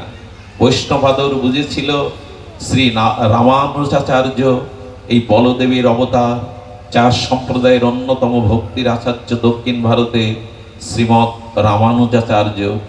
ইনি 25 জন শিষ্য নিয়ে এক গ্রামে যেতে যেতে মনে পড়ল তার এক অভাগিনী আর এক ব্রাহ্মণ দম্পতির কথা। কিছুই নেই, খড়কুটো, রৌদ্র বৃষ্টি পড়ে, ভিক্ষা করে ভোগ লাগিয়ে গুরুদেবকে দিয়ে তবে এক মুঠো পায়, ভিক্ষা না পেলে সেদিন খাওয়া হয় না। 25 জন শিষ্য সহ এই রামানুজাচার্য, যিনি কারো বাড়ি যেতেন না, প্রায়শ মন্দির থেকে বেরোতেন না, বিশেষ কোনো কাজে ছাড়া, ধামে ছাড়া, তীর্থে ছাড়া। হঠাৎ শিষ্যদের বললেন, চলো আমার এক প্রিয় শিষ্যের বাড়ি এই গ্রামে। সেই ভিখারিনী কাঙালিনী তার বাড়িতে গেলে বসতে দেবে, আসন নেই, শাড়ি বিছিয়ে দিল। গুরু চরণ জল করলো, কিন্তু চিন্তায় পড়ে গেছে, এই 25 জনকে আমি কি করে সেবা করাবো। কি করেছিল জানেন? স্বামী কখন আসবে, আর ওই দুমুঠো নিয়ে আসলে 25 জনের অন্ন কি করে আমি জোগাবো। তাই সেদিন দুয়ারে প্রতিবেশীর কাছে, অনেক ধনীদের ভিখারিনী হয়ে গিয়েছিল, দেবে আমায় কিছু ধার কবজা দেবে, আমার বাড়িতে শ্রী গুরুদেব এসছেন, বৈষ্ণবরা এসছেন, কিছু ধার কবজা ধনীরা দিতে চায়নি। এই জগতে একটা নিয়ম কি জানেন? যখন আপনার যৌবন থাকবে, অর্থ থাকবে, সামর্থ্য থাকবে, পদ প্রতিষ্ঠা থাকবে, তখন ফুলের বক্ষে মধু হলে যেমন ভ্রমর গুঞ্জন করে, প্রজাপতি ওড়ে, আত্মীয় স্বজনকে তখন পাবেন। যখন রোগ আসবে, অভাব আসবে, আপনি দিন আনা দিন খাওয়া হয়ে পিছিয়ে পড়বেন, তখন দেখবেন পাশে আর কেউ নেই, আর তাকে কেউ বিশ্বাসও করে না। তখন এই রমণী সবার কাছে ফিরে এলো, দেবে কি করে? কবজা নিলে দেবে কি করে? ভিক্ষা করেই তো খায়। নদীদেব আত্মহত্যার পথ বেছে নিল, এই মুখ দেখাবো না। গুরুদেবের সেবা যদি গৃহে না হয়, বৈষ্ণব যদি অভুক্ত থাকে, দেহ রেখে লাভ কি? নদীতে ঝাঁপ দিয়ে যখন মরতে যাবে, নদীর স্বচ্ছ জলের মধ্যে গুরুদেবের মুখটা ভেসে উঠেছে। যাকে মনে স্থান দেওয়া যায়, তাকে চারিদিকে দেখা যায়। জলের মধ্যেই গুরুদেবের বদন, গুরুদেব যেন হাসছে। ফিরে এলেন, মরা হলো না। তার সেবা না করে, দেহ ত্যাগ করে তো সার্থকতা নেই। কোথায় গিয়েছিল জানেন? ভক্তমালে বড় বিচিত্র এই ঘটনাটা। ওই গ্রামের এক ধনীর একমাত্র পুত্র ছিল লম্পট। সেই সুন্দরী সতী রমণীকে পাওয়ার জন্য বহু প্রলোভন দেখিয়েছে। রাজরানী করে রাখবো, অর্থবিত্ত সোনাদানা দিয়ে ভরিয়ে রাখবো, শুধু দেহটা আমায় দাও। আজকে উপযাজক হয়ে এই সতী তার কাছে গেল, তাকে নমস্কার দিয়ে বললেন, আমি আমার দেহ বিক্রি করতে এসেছি আপনার কাছে। অবাক হয়ে তাকিয়ে যাচ্ছে, যাকে বছরের পরে বছর প্রস্তাব দিয়ে, প্রলোভন দেখিয়ে একবারও সে আমার দিকে চাইও নি, প্রত্যাখ্যান করেছে, সে আমার কাছে এসছে। কি চাই তোমার বলো? বলো, 25 জন ভক্ত সেবার উপচার লাগবে। আমি কথা দিচ্ছি, এই উপচার দিয়ে সেবা হয়ে গেলে আজ নিশিতে আমি আমার শরীর তোমার কাছে বিক্রি করে বন্ধক রেখে গেলাম। বলে, 25 জন কেন, 2500 লোকের যা লাগে আমি পাঠিয়ে দিচ্ছি। তার সেবকদের দিয়ে উপচার পাঠালেন, রন্ধন হলো, ভোগ আরতি হলো, গুরুদেব সেবা পেলেন। সন্ধ্যাবেলায় গুরুদেব বললেন, মারে আজকে রাত্রে কোথাও যাব না রে, এইখানেই ভজন সাধন করে কাটিয়ে কাল প্রভাতেই যাব। সবই গুরুদেবের ইচ্ছা। একটা জিনিস জানবেন, চোরের বাড়িও বাড়ি আছে, চোরেরও ব্যাংকে টাকা পয়সা আছে, সন্ত্রাসী ডাকাতের তাদের ঘরেও সুন্দরী স্ত্রী আছে। এটা যদি একজন মানুষের থাকে, সৎ মানুষের থাকে, তবে দুইজন তো সমান হয়ে গেল। তার স্ত্রী আছে, পুত্র কন্যা আছে, বাড়ি গাড়ি টাকা সম্পদ আছে। যদি একজন মানুষেরও তো তাই থাকে, তাহলে দস্যু আর এই সাধারণ তার মধ্যে পার্থক্য গেল। পার্থক্য কি জানেন? চোর সৌভাগ্যবান না, সেই গৃহী সৌভাগ্যবান। কেন? চোরের বাড়িতে সাধুগুরুর চরণধুলি পড়ে না। যে ব্যক্তির বাড়িতে সাধুগুরু বৈষ্ণবের সেবা চরণধুলি পড়ে, সেই গৃহই ধন্য। পার্থক্য শুধু ভাগ্যের এইটুকুই। সেই দুরাচারী লম্পট পাঠিয়ে দিল স্বামীকে ঘরে ডেকে। স্ত্রী কি বলছে জানেন? এই জীবন যৌবন ব্রহ্মাকে সাক্ষী করে, বেদকে সাক্ষী রেখে তোমার চরণে বিলিয়ে দিয়েছি। আজ একটা অপরাধ করেছি, তোমাকে না জানিয়ে তোমারই সম্পদ এই দেহটা আমি একজনের কাছে বন্ধক রেখে এই গুরু সেবার উপচার এনেছি, আমি ক্ষমা করো। স্বামী দুটো হাত জড়িয়ে ধরে বলল, আমি জানি না বিধাতা আমার আহ্বান প্রার্থনা রাখবে কিনা। যদি কোনো জন্মে জগতে আসি, যেন তোমার মতো স্ত্রী জন্মে জন্মে পাই। তুমি বলছো এ কথা? বলে, হ্যাঁ গো, তুমি গুরুদেবের কৃপা বুঝতে পারোনি। আরে যার দ্রব্য সৎ গুরুদেবের সেবায়, ভগবানের সেবায় লাগে, সে কি লম্পট হতে পারে? সে মহাপুরুষ। সবার বস্তু ভগবান, ভগবান সেবায় লাগে না, ভক্ত সেবায়। সকলের অর্থ আছে, এক মুঠো কি বৈষ্ণবকে দেয় সবাই? ভগবানের সেবায় কি লাগায়? বলেন, যার অর্থ গুরুদেবের ভগবানের সেবায় লেগেছে উপাচার, সে সাধারণ না। আমি তোমাকে সাজিয়ে দিচ্ছি, তুমি যাও। আর যাওয়ার বেলা একটু প্রসাদ নিয়ে যেও, আমার প্রণামটা তাকে দিও। সুধীবৃন্দ, লাল পেড়ে সাদা কোলের শাড়ি পরে আলতা রাঙে রাঙিয়ে গুরুদেবের চরণে, গুরুদেব কি জানেন না? সব জানেন। কি হয়েছে জানেন? ওই বহুদিনের পুরানো কাঁসার থালা, 100 বছরের পুরানো কাঁসার থালায় যখন আবর্জনা মরিচা পড়ে যায়, একটু তেঁতুলের রস দিয়ে মাজলে সোনার মতো চকচক করে, দেরি লাগে না, চকচক করে ওঠে। ওই যে বোধ দ্রব্য গুরুদেব যখন সেবা করেছে বৈষ্ণবরা, ওই সেবার প্রতিটা গ্রাসে গ্রাসে ওর চিত্তটাও পরিমার্জন হয়ে গেছে, ওর ভিতরে পশুবুদ্ধিটাও কেটে গেছে। যত এই এক এক মুঠো গুরুদেব সেবা নিয়েছেন, ওর চিত্তটাও শুদ্ধ হয়ে গেছে। সুধীবৃন্দ, ওই শুদ্ধ চিত্তে যখন ওই রমণী তার দুয়ারে পৌঁছালো, আত্ম অনুশোচনায়, বিবেকের দংশনে হাত জোর করে বলছেন, পারলে আমাকে ক্ষমা করো।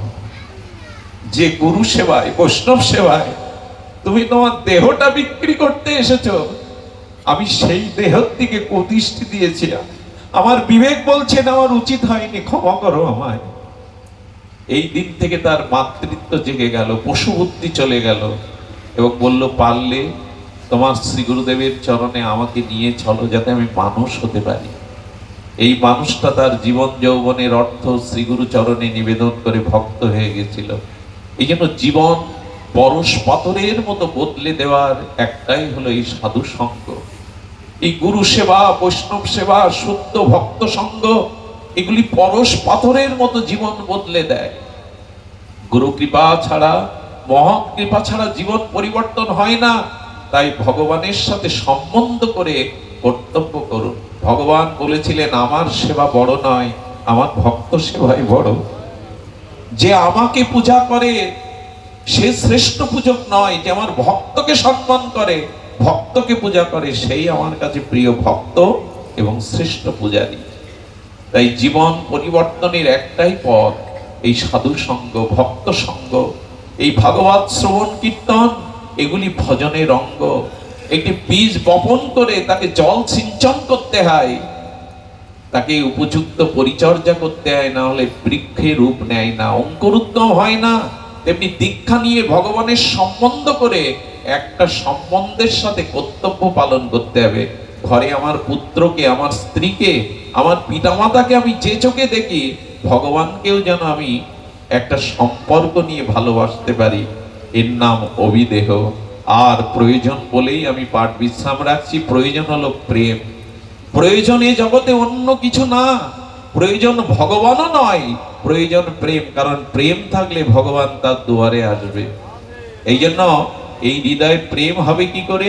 না এই শ্রবণ কীর্তন সাধু সঙ্গের দ্বারা, যখন জীবনে ভজন আসবে, ভজনের দ্বারা অনর্থ নিবৃত্তি আসবে, অনর্থ নিবৃত্তির দ্বারা নিষ্ঠা আসবে, নিষ্ঠার থেকে রুচি আসবে, রুচি থেকে আসক্তি আসবে, আসক্তি থেকে ভাব আসবে, ভাব পরিপক্ক দশায় গিয়ে ভক্তিতে রূপ নেবে, আর ভক্তি পরিপক্ক দশায় ক্রমোন্নতিতে প্রেমে রূপ নেবে। এই জন্য প্রথমেই প্রয়োজন সাধু সঙ্গ, প্রথমেই প্রয়োজন শ্রদ্ধার সহিত সাধু সঙ্গ। আর সাধু সঙ্গ করে আমার জীবনে যেন ভজন আসে, আর এই ভজনের দ্বারাই আমার অনর্থ পাপ নিবৃত্তি হবে, অপরাধ নিবৃত্তি হবে। এরপরে নিষ্ঠা, রুচি, ভক্তি ভাব, প্রেম। এই জন্য সম্বন্ধটা গুরুদেব করে দিয়েছেন, এখন কর্তব্যটা আপনার হাতে। একটু তার দুয়ারে যান, তাকে একটু সুখ দিন, তাকে একটু সেবা দিন, তার কথা অন্তত একটু মনে করুন, একটু স্মরণ করুন, তার চিন্তন করুন। যদি হাতে সময় না থাকে, মনে মনে সেবা করুন। মনে পড়ে অদ্বৈত আচার্যের 6 জন পুত্র, এই মহাবিষ্ণু অবতার, সদাশিব অবতারের আচার্য প্রভু শান্তিপুর পুরন্দর কমলাক্ষ ঠাকুর, সেই অদ্বৈত আচার্যের পুত্র তখন ছোট কৃষ্ণদাস। একদিন মা লাঠি তুলে কৃষ্ণদাসকে মারতে উদ্যত হয়েছে। ছোট কৃষ্ণদাস অদ্বৈত প্রভুর কোলে উঠে বলছে, বাবা, মা আমাকে মারবে বলে এই লাঠি হাতে, যষ্টি হাতে ফিরছে। বলে, কি করেছিস? অদ্বৈত ঘরণী সীতা ঠাকুরানী এসে বলছেন, ওকে ছেড়ে দাও, আমি 5টা চাপা সৌরি কলা রেখেছিলাম, আমার গৌর আসবে, তাকে সেবা দেব। আরে আমি স্নান করতে গেছি, ও চুরি করে খেয়ে ফেলেছে। আমার গৌরের রাখা এই চাপা সৌরি কলাগুলো খেয়ে ফেলেছে, ওকে আজ আমি শাসন করবই। অদ্বৈত বললেন, কৃষ্ণদাস, মায়ের রেখে দেওয়া গৌর সেবার দ্রব্য এই চাপা সৌরি কলা পেয়েছো তুমি? বলে, আমি তো গৌরকে দিয়ে পেয়েছি। ওইটুকু বালকের মুখে এই কথা শুনে অদ্বৈত আচার্য যুগে বুকে জড়িয়ে ধরলেন। গৌরকে দিয়েছি মানে? বলে, মনে মনে আমার গৌরকে নিবেদন করেই তো আমি পেয়েছি। যদি হাতে সময় না থাকে ঠাকুর ঘরে যাওয়ার, অন্তত মনে মনে তো তাকে সেবা পরিচর্যা করুন। মনে মনে মালা গাঁথুন, মনে মনে তাকে পরান, মনে মনে তাকে সিঙ্গার করুন, মনে মনে তাকে একটু সেবা লাগান। মনেও যদি আপত্তি থাকে, আর হবেটা কি? অফিসে আছেন, দোকানে আছেন, দুপুর হয়েছে, ভগবানকে একটু মনে মনে সেবা দিন, মনে মনে সিঙ্গার করুন। মনেই তো সবকিছুই, ভজন সাধন সব মনে। সুধীবৃন্দ, বাইরের সময়ের অভাব হলে মনে এটা করুন। এই দেখুন, কৃষ্ণদাস বলছে মনে মনে দিয়েছে। কি লীলা মহাপ্রভু! এর আধা ঘন্টা পর গৌরহরি এলেন। গৌরহরি আসার পরে অদ্বৈত আচার্যের সামনে, সীতা ঠাকুরের সামনে একটা ঢেকুর উৎকীর্ণ করলেন। যখন মহাপ্রভু সেই ঢেকুরটা উৎকীর্ণ করলেন, ভগবান তো সচ্চিদানন্দময় প্রেমতনু, তো ওই চাপা সৌরিকলার দিব্য গন্ধটা বাড়ির আঙিনায় ভরে গেল চারিদিকে। আরে প্রভু, আজকে কি সেবা নিয়েছো? এত দিব্য চিন্ময় গন্ধ, চাপা সৌরিকলার গন্ধ বেরোচ্ছে। বলে, আজ আর তোমাদের হাতে কিছু পাবো না, কৃষ্ণদাস আমাকে 5টা চাপা সৌরিকলা পাইয়েছে। এই দেখুন, ভগবানের হাত সবখানে আছে। সহস্র শীর্ষ পুরুষ সহস্র সাক্ষ ভূমিং সর্বতত্ত্বাতিষ্ঠ দশাঙ্গুলাম। ভগবান যেখানেই হাত বাড়াবেন, ওনার হাত আছে। এমন নয় আপনাকে বৃন্দাবনে গিয়ে ভগবানের হাতে কিছু দিতে হবে। আপনি যেখানে দাঁড়িয়ে ভগবানকে ডাকবেন, তার কর্ণ সবখানে আছে ওই ডাক শোনার জন্য। কিছু দিলে তার হাত বাড়িয়ে দেবেন তিনি। এই জন্য আমাদের মনে মনেও যেন ভগবানের সেবা হয়। ঠাকুর মশাই তো এই শরণাঙ্গ সাধন বলেছেন, রাধা কৃষ্ণ প্রাণমোর যুগল কিশোর, জীবনে মরণে গতি আর নাহি মোর। যমুনার কুলে গেলি কদম্বের বন, রতন বেদীর পরে বসাবো দুজন। বসান্ত মনে মনে সেই যমুনার জল, মধুময় আনন্দময় বৃন্দাবন, আর সেই কদম্ব কেলির কানন, তার মধ্যে স্বর্ণ বেদীর পরে দুজন দুজনকে বসিয়েছি। শ্যাম গৌরী অঙ্গে দেব স্বচন্দন গন্ধ, অধরে তলিয়া দিব কর্পূর তাপ বলে। এই সেবা ভাবনাগুলো ঠাকুরমশাই বলছেন মনে মনে করো, মনে মনে করো। আর নিভৃত নিকুঞ্জে যায়া অষ্টাঙ্গ প্রণত হইয়া ডাকিব হা রাধানাথ বলি। বাড়ি বসে বসে রাধাকুণ্ডে চলে যান, শ্যামকুণ্ডে চলে যান। বাড়ি বসে বসে বাকি বিহারীকে দেখুন, রাধারমণকে দেখুন, গোপাল ভট্টের। এটা মন চলে যেতে পারে, মনের নেত্র চলে যেতে পারে, মানুষ নেত্র। মনে মনেও তাকে ভালোবাসুন, মনে মনেও তাকে সেবা করুন। মালতীর মালাগাতি প্রবদহার গলে, কই এটা মনে হয় না তো? তার গলে এই মালা পরালাম মনে মনে। এক গুরুদেব এসেছিলেন বৃন্দাবন থেকে, আর গ্রামে যাওয়ায় সবাইকে দীক্ষা দিয়েছেন। এক কৃপণ, ধনী কিন্তু অতি কৃপণ, এত কৃপণ একটি পয়সাও সৎ কাজে ব্যয় করে না। কি কৃপা হয়েছে, গুরুদেব তাকে দীক্ষা দিলেন। 15 দিন গুরুদেব গ্রামে আছে, তার কাছে যায় না। কেন জানেন? যদি বৈষ্ণব সেবা দিতে বলে, যদি কোনো অর্ঘ্য চেয়ে বসে। কৃপণ লোকটা তো বাঁচানোর জন্য ব্যস্ত। গুরুদেব ভাবলেন চলে যাব, যাওয়ার আগে ওরা একটা উপায় করে দিয়ে যায়। দীক্ষা যখন নিয়েছে, ডাকতে পাঠিয়েছে, ভয়ে ভয়ে এসে বলছে গুরুদেব সময়ের অভাব, তাই আসতে পারি না, কিছু মনে করবেন। গুরুদেব তো বুঝতে পারছে কেন আসে না। গুরুদেব বললেন তোমার তো একটা উপায় করে দিয়ে যাব, একটা ভজন দিয়ে যাব। এই বুকের ভিতরে ধড়ফড় শুরু হয়েছে। ভজন মানেই তো সেই কিছু করতে হবে, ব্যয় করতে হবে। গুরুদেব অন্তর্যামী, বলে বাবা আমি যে ভজন তোমায় দেবো তাতে কানা করিও ব্যয় করতে হবে না তোমার। তখন আগ্রহ বেড়ে গেছে। গুরুদেব বলুন, গুরুদেব বলুন। পয়সা ব্যয় হবে না তো, গুরুদেব বলুন। বলে কালকে স্নান করবে, একটু তিলক নেবে, আর নিয়ে মনে মনে যা ইচ্ছা ভগবানের জন্য রান্না করবে। ক্ষীর পারো, পায়স পারো, ক্ষীর পারো, এর মনে মনে, পয়সা ব্যয় হবে না তো তোমার। আর মনে মনে বাটিতে দিয়ে ভগবানকে একটু ভোগ লাগাবে। এইটুকু পারবে না? প্রথম 5 মিনিট করবে, ভালো লাগলে সময় বাড়িয়ে দেবে। মনে মনে না, তখন মুখে বলছে পয়সা ব্যয় হবে না। যখন মনে, গুরুদেব খুব পারবো, কাল থেকেই শুরু করে দেব, পয়সা ব্যয় তো হবে না। পরের দিন স্নান করে তিলক নিয়ে আর বসে বসে ক্ষীর রান্না করছে। ক্ষীরে চিনি বেশি দিল, কিশমিশ বাদাম দিল, আর কত কিছু দিয়ে উপাদেয় ক্ষীর তৈরি করে বাটিতে করে মনে মনে ভগবানকে লাগাতে গিয়ে বেঁধে যাচ্ছে। কোথায় ভাবছে জানেন? 1 বাটি দেবো, অর্ধেক রেখে দিলে হতো না? কৃপণতা এমন একটা দোষ, ওটা মনেও পৌঁছে যায়। 1 বাটি দেবো, একটু রেখে দিলে হতো না? যেই অর্ধেক কাটতে গেছে, ভগবানের কি লীলা! সদ্গুরুদেবের কৃপা হয়েছে তো, ভগবান প্রকট হয়ে গেছে। হাত এনে ধরে বলছে তোর কি এসে যায়, মনে মনে দিবি আমার জিনিস, তোর কি এসে যায়? হ্যাঁ, প্রকট হয়ে গেছেন ভগবান। আরে ভগবান তুমি প্রকট হয়েছো, বলো তোর কি এসে যায়, সবটুকু দিবি মনে মনে। এই ব্যক্তি ভগবত দর্শনের পরে জীবনের সর্বস্ব ভগবানের নামে দিয়ে ব্রজে বাস করতেন। মনে মনে দিতেও যদি আমাদের আপত্তি থাকে, মনে মনে লীলা স্মরণ। রাত্রে যখন ঘুমাবেন, বিশ্বাস করুন, এটা 2-4 দিন অভ্যাস করুন। রাধারানীর চরণটা একটু চিন্তা করে ঘুমাবেন। তবে আবার চরণে মাথা রাখবেন না, তাহলে রাধারানীকে দাঁড়িয়ে থাকতে হবে সারা রাত। চরণটা চিন্তা করে চরণ ছায়াতে ঘুমাবেন। আর ঘুম যদি নাও ভাঙে, অনেকেই তো এখন ঘুমেই আর ঘুম ভাঙে না, জানবেন রাধারানী আপনাকে কৃপা করবে। একটা চিন্তা করে, রাধারানীর চরণ চিন্তা করে একটু শয়ন করুন না। সকালবেলা উঠে চোখ বন্ধ করে আগে শ্রী গুরুদেবের চরণটা দেখুন, রাধারানীর বদনটা দেখুন, চরণটা দেখুন, তারপরে চোখ খুলে বউ ছেলে মেয়েকে দেখুন। এই দুটো অভ্যাস, ঘুমানোর সময় আর চোখ খোলার সময় অভ্যাস করুন। যেদিন একেবারে চোখ বন্ধ হয়ে যাবে, সেদিন এই অভ্যাসটা কাজে লাগবে। এই ছোটখাটো জিনিস, এই জন্য কিছুটা কর্তব্য করুন। অভিধেয় মানে কর্তব্য, আর প্রয়োজন হলো প্রেম। যে ভক্তের হৃদয়ে কিঞ্চিত বিন্দু মাত্র এই ঐকান্তিক নিষ্কাম প্রেম এসেছে, ভগবান সেই প্রেমিক ভক্তের পিছনে ছুটে বেড়ায়। ওইটুকু প্রেমের গন্ধে আমোদিত অলিকুল ভোর যেমন গুঞ্জরিত রাগ রাগিনীতে ফুলের বক্ষে মধু পানের জন্য মত্ত হয়ে আসে, যার হৃদয়ে সামান্য প্রেম আছে, ভগবান সেই ভক্তের পিছনে ছুটে বেড়ায় ওই প্রেমটুকু নেবে বলে। ওই প্রেমের আস্বাদনের জন্য তিনি বড় ব্যাকুল। এরকম জানেন, ছোট্ট এই দৃষ্টান্ত দিয়েই আজকে পাঠ বিশ্রাম। এক জটা বাবা, তিনি বৃন্দাবনেই বাস করতেন।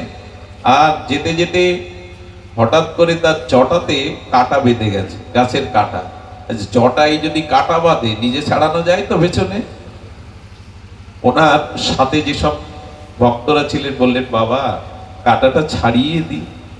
বাবা রাগ করে বললেন, তোরা কি বাঁধিয়েছিস যে তোরা ছাড়াবি? যা, চলে যা। যে বাঁধিয়েছে সে যদি ছাড়িয়ে দেয় তবে ছাড়াবো, না হলে দাঁড়িয়ে থাকবো। কি বলবো আপনাদের, দুপুর গড়িয়ে গেল, সন্ধ্যা হয়ে গেল, রাতও দাঁড়িয়ে। পরের দিনের সকালে গোবিন্দ মনে করেছেন, আহারে এমন একজন ভক্ত, ও মনে করেছে বৃন্দাবন তো রাধারানী, রাধারানী বাঁধিয়েছেন বলে উনিই ছাড়াবেন, না হলে আমি ছাড়াবো না। সারা রাত ওখানে রাধা রাধা করে দাঁড়িয়েছে। গোবিন্দ কিশোর মূর্তি নিয়ে এসে বলছেন, বাবা সারা রাত দাঁড়িয়ে কিছু খাওনি, আমি কাঁটাটা ছাড়িয়ে দিই। কে তুমি? তুমি বাঁধিয়েছ? বললেন, বাবা আমার পরিচয় কি? বলে, পরিচয় দাও। বলে, আমি ব্রজেন্দ্র নন্দন, ত্রিভঙ্গ মুরারি কৃষ্ণ। বলে, আমার বিশ্বাস হয় না। বিশ্বাস হয় না কেন? বিশ্বাস হয়, কিন্তু দেখেন ভক্তের মাধুর্য দেখেন। বললেন, তুমি কৃষ্ণ, তার প্রমাণ কি? বলে, প্রমাণ কি করে দেব তোমায়? আমি কৃষ্ণ, আমাকে দেখো রূপ। বললেন, আমি বিশ্বাস করি না, কৃষ্ণ সেজে আসতেও পারো, আজকাল তো পেন্টেড করে আসে। তো বললেন, কি দিয়ে প্রমাণ আছে? আমার বাবা মাকে ডাকি, নন্দ যশোমতী মাকে ডাকি। গোবিন্দ যোগমায়ার দ্বারা নন্দ যশোদাকে হাজির করলেন। জটা বাবা কি বলছে জানেন? নকল বাবা মাও সাজিয়ে আনা যায়, আমি বিশ্বাস করি না। গোবিন্দ পড়েছেন বিভাগে। বললেন, আচ্ছা আপনার কি করলে বিশ্বাস হবে আমি গোবিন্দ ব্রজেন্দ্র নন্দন? বিশ্বাস হতে পারে যদি বামে রাধারানীকে নিয়ে আসতে পারো। আসলে ও বসে আছে ওই আশায়, বসে আছে কান টানলে তো মাথা আসবে। গোবিন্দ এসছে যখন, রাধারানী যদি বামে দাঁড়ায়, রাধারানীকে গিয়ে গোবিন্দ বলছে, তোমার ভক্তদের অদ্ভুত চরিত্র, আমাকে সে নন্দ বাবা কেউ থেকে বিশ্বাস করে না, তুমি না থাকলে আসলে যুগল দেখারই তোর আর ইচ্ছা। রাধারানী বামে দাঁড়ালেন, আপনি থেকেই খুলে গেল। বললেন, আচ্ছা তুমি আমায় আসতে বললো কেন? গোবিন্দই তো তোমার প্রাণনাথ, তো তোমার এটা ছাড়িয়ে দিতে পারত। বলে, রাধারানী বৃন্দাবনে তো তুমি ব্রজেশ্বরী, তুমি অধীশ্বরী, তোমাকে পাওয়ার জন্যই তো পড়ে আছি এখানে সুধীবৃন্দ। এই জন্য তার উপরে যদি সমর্পিত ভাব থাকে তবে পেয়ে যাবেন। সবশেষে বলি, যে ঘটনা আপনাদের বহুবার বলেছি, হাজারবার বলেছি, তবু পিপাসা যায়নি। তব শ্রুতিতে স্মৃতিতে এই অমলিন নবনবয়নমান রসায়নমান এই লীলা সম্বন্ধ আর একটু ভালোবাসা তার প্রতি করুন। সেই মনে পড়ে সেই কথা, বারবার মনে পড়ার কথা। সেই বৃন্দাবনের বর্ষনার এক বাবা, তার তিনটে পুত্র, কিন্তু কন্যা নেই। আর যাদের ঘরে মেয়ে নেয় না তারা বঞ্চিত। একটু জিনিস জানবেন, 10টা পুত্রের কাছে যে ভালোবাসা বাবা নানা পায়, একটি মেয়ের কাছে সে তাই পায়। আমার খুব মনে পড়ে জানেন, আমার স্ত্রী যে সে আমার কাছে বারবার জিজ্ঞাসা করে যে আপনি ঘরে ফিরেছেন কিনা। মেয়েটা ঘুমের মধ্যে বারবার ডেকে ওঠে, মা বাবা এসেছে। ছেলেটার বেলায় আমি এটা বলতে দেখিনি ওর মাকে। ছেলে এই খোঁজটা নেয় না, কিন্তু মা মেয়ে খোঁজ নেয়, বাবা ঘরে ফিরেছে। বিশ্বাস করুন, যারা এখানে বাবা আছেন তারা দেখবেন, পিতামাতা যারা হয়েছেন, মেয়েটা যতবার আপনার আঘাতে পাশে এসেছে, মলমটা নিয়ে এসেছে, তৃষ্ণার জল নিয়ে এসেছে, ছেলেটা এতটা আসেনি। সেবা ওরাই বোঝে। তাই যে ঘরে মেয়েরা নাই সে ঘরটা এমনি অভিশপ্ত হয়ে যায়। শুধুজন ওরাই সেবা বোঝে। বিয়ের পরে খালি হাতে বাবা মার সম্পত্তি না নিয়ে মা বাবার চরণ ধুলি আশীর্বাদ নিয়ে চলে যায়, দাবি করে না। কিন্তু ছেলেরাও আজকাল বাবার নামে কেস ঠুকে দেয়, বাবাকে হত্যা করেও সম্পত্তি নিয়ে নেয়। মেয়েরা আশীর্বাদ নিয়ে চলে যায়। তাই যাদের ঘরে মেয়েরা আছে এদেরকে বোঝা ভাববেন না। মেয়েকে যদি উপযুক্ত মানুষ করতে পারেন, 10টা পুত্রের সমান একটা কন্যা হয়। অনেকেই বলে আমার পুত্র নাই।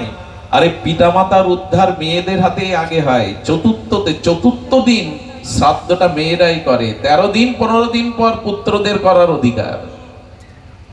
এই জন্য কন্যা যাদের আছে উপযুক্ত লালন পালন করে সুশিক্ষিতা করে তুলুন, শাস্ত্র জ্ঞান দিন, তারা যা হবে তারাই দরদটা বোঝে। তো ইনার মেয়ে নাই, তো মনে একটু ব্যথা। দিন বৌমা ঘরে এসেছে, কিন্তু বৌমা কি আর মেয়ের জায়গা পূর্ণ করতে পারে? ওনার খুব কষ্ট, ঘরে একটা মেয়ে নাই। বৌমাদের উনি আনন্দে ভরিয়ে রাখেন, যা চান সেই প্রাপ্তি দেন, কিন্তু মেয়ের অভাব যায়নি। যাবে কি করে? সেই মেয়ের জন্য হৃদয়ে যে ব্যথাটা, শূন্যতাটা, একদিন বর্ষণার বাবাকে গিয়ে বলেছেন। বর্ষণা মন্দিরে গিয়ে বাবাজি মহারাজকে বলছেন, বাবা, জীবনে সব আশা রাধারানী পূর্ণ করেছেন, কিন্তু আমার কোনো মেয়ে নাই। বাবা হেসে বললেন, বোকা কোথাকার, বর্ষণাতেই জন্ম নিয়ে বলছিস তোর মেয়ে নেই? আরে লাডলি রাধারানী তো তোর মেয়ে। এবং অবাক হতে হয় কি জানেন, বর্ষণায় যারা বাস করে সবাই রাধারানীকে নিজের মেয়ে বলে। আমরা রাধাষ্টমীতে কি করি? আমরা রাধাষ্টমীতে উপবাস করি, আর বর্ষণাতে ঘি ভাত খায়। আমাদের মেয়ের জন্মদিনে মানুষ না খেয়ে থাকবে, মুখ শুকনো করে থাকবে? ওদের নিয়মই। ওরা আজও রাধারানীকে লাডলি মনে করে, মেয়ে মনে করে, বলেও তাই। ওরা লাডলিজি লাডলিজি মেয়েই মনে করে। ওদের ওখানেই এসেছিলেন এই করুণাময়ী, প্রেমময়ী। তো বললেন, এই নাও, এই রাধারানীর পট নিয়ে যাও, আজ থেকে ওই তোমার মেয়ে। ওকে আদর যত্ন করো, মেয়ের মতো ভালো রাখো, ওই তোমার মেয়ের অভাব পূরণ করবে। বাবাজির ওই কথায় সেই পটটা বাঁধিয়ে নিয়ে আর অভিষেক করে সিংহাসনে রাখে, চকলেট এনে দেয়, জন্মদিন পালন করে, আরতি দেখায়। মাঝে মাঝে তাকে যাওয়ার সময় বলে যায়, লাডলি আমি দোকানে যাচ্ছি, অফিসে যাচ্ছি বলে যায়। খাবার আনে, নতুন পোশাক আনে। এমনি করে রাত্রে শয়নে দেয়, ভোরবেলা শয়ন থেকে ওঠে। 1 বছর চলল এই পিতা আর পুত্রী কন্যার সম্বন্ধ। কিন্তু বর্ষণার মানুষের নিয়ম কি জানেন? স্বর্ণ অলঙ্কার না পড়লে ওরা চুরি পরতে ভালোবাসে। হাত ভর্তি চুরি বর্ষণার মায়েদের। যদি কখনো যান দেখবেন ওদের হাতে চুরি থাকবেই। স্বর্ণ অলঙ্কার ওদের প্রিয় না হলেও এক ফেরিওয়ালা, চুরিওয়ালা প্রতি মাসে নিত্য নতুন ডিজাইনের চুরি ওই 3 বৌমাকে দিতে আসে। আর বৌমাদের চুরি পরিয়ে সন্ধ্যায় যাওয়ার সময় ওই শেঠের কাছে, ধনী ওই শিল্পপতির কাছে টাকা নিয়ে চলে যায়। সেদিনও এসেছে চুরিওয়ালা, ফেরিওয়ালা। আর বৃন্দাবনের মায়েদের তো ঘোমটা দেওয়া থাকে, ওরা ঘোমটা তোলে না। বাবা চুরি পরাও। 3 বৌমার হাতে চুরি পরলেন। রাধারানী মনে মনে ভাবছেন, বাবা তো মেয়ে করে আমাকে এনেছে এই ঘরে, আমারও যে স্বাদ হচ্ছে চুরি পড়তে। রাধারানী প্রকট হয়ে গেছেন, অবগুণ্ঠিতা হয়ে একটা ঘোমটা টেনে দিয়ে আর মধুর সেই উজ্জ্বল বর্ণে উনি এসে ফেরিওয়ালাকে বলছে, চুরিওয়ালাকে বলছেন, আমাকে চুরি পরাও। ওনার অঙ্গগন্ধ, ওনার হাতের সেই মাধুর্য, সৌন্দর্য দেখে চমকিত হয়ে বলছে, কে মা তুমি? বলে, আমি এই বাড়ির মেয়ে। এতদিন তো তোমায় দেখিনি, এমন সৌভাগ্যশালিনী লক্ষ্মীবতী মেয়ে ঘরে শেঠ তো আমায় কখনো বলিনি, এতদিন চুরি পরাতে আসি প্রতি মাসে। বলে, আমি এখানে ছিলাম না, আমাকে চুরি পরা। কি বলবো আপনাদের, কত বড় ভাগ্য। আজ প্রেমময়ী রাধারানীর যে চরণ পাওয়ার জন্য গোবিন্দ উপাসনা করে, মস্তকে জড়িয়ে ধরে দেহি পদপল্লব মৌদারাম বলে কাঁদতে থাকে, সেই হস্ত আজ বাড়িয়ে দিয়েছেন, আমাকে চুরি পরাও। হাতটা যখন ধরেছে তখন ওনার ভিতরে প্রেমসিক্ত আর প্রেমের যে বিকার, অশ্রু, কম্পপুল। বলি, এই হাত কার হাত এটি? আমার ভেতরে এমনও বা কেন হচ্ছে? চুরি পরিয়ে বলছেন, তোমাকে একটা প্রণাম করতে পারি? কেন জানি না, তোমাকে প্রণাম করতে ইচ্ছে করছে। চুরি পরিয়ে দিয়ে চলে গেল। সন্ধ্যাবেলায় শেঠকে গিয়ে বলছেন, আগে বলুন, আপনার এমন একটা সুলক্ষণা দিব্য কন্যা আছে, আপনি তো কখনো বলেননি। শেঠ এসে বলছেন, আমার কোনো মেয়ে নাই। বলে, মেয়ে নাই? পরিচয় দিল আপনার মেয়ে, চুরি পড়লো, দাম আপনার কাছ থেকে নিতে বললো। বলো, পাড়া প্রতিবেশী হয়তো কেউ আমার মেয়ের পরিচয় দিয়েছে চুরি পড়ার জন্য। আর বাড়িতে আত্মীয় স্বজন এলে তো আমাকে টেলিফোন করে তারা জানাতো। বললেন, তাহলে কি করার? চুরির দাম আমার নিতে ইচ্ছে করছে না, জানেন, সারাদিন আর চুরি বেচতে আমার ভালোও লাগছে না। ওই হাতের দিব্য সৌন্দর্য আমার নয়ন মনে আটকে আছে। তবে তুমি চলে যাও, আমি বাড়িতে গিয়ে খোঁজ খবর নিয়ে কালকে তোমার এই চুরির মূল্য দিয়ে দেবো। হয়তো আমার নাম করে প্রতিবেশী কেউ করেছে। বাড়ি এসে রাধারানীকে আরতি করে বিশ্রাম দিয়ে নিজে ঘুমিয়ে পড়েছে। বেশি দিন আগের ঘটনা না। রাধারানী মধ্যরাত্রে প্রকট হয়ে গেছেন, এসে শিহরে এসে বললেন, আজও মেয়ে বলে স্বীকার করতে পারলে না আমায়? তোমার একবারও মনে পড়লো না যে তোমার ঘরে তোমার মেয়ে আছে, তারও চুরি পড়ার স্বাদ হয়? আজ মেয়ে বলে আমাকে স্বীকার করতে পারলে না? ঘুমের মধ্যে চিৎকার করে উঠেছে। চিৎকার করে উঠে পকেটে কিছু টাকা নিয়ে, গাড়ির চাবি নিয়ে কোথায় গেল জানেন?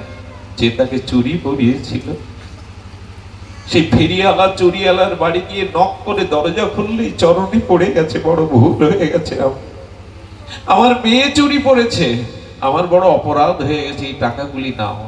হন্তদন্ত হয়ে বেরিয়ে এলেন, বললেন, এই ভুল আর হবে না রে মা। আমরা তাকে একটু ভালোবাসা দিলে তিনি এগিয়ে আসেন ভালোবাসার প্রতিদান দিতে।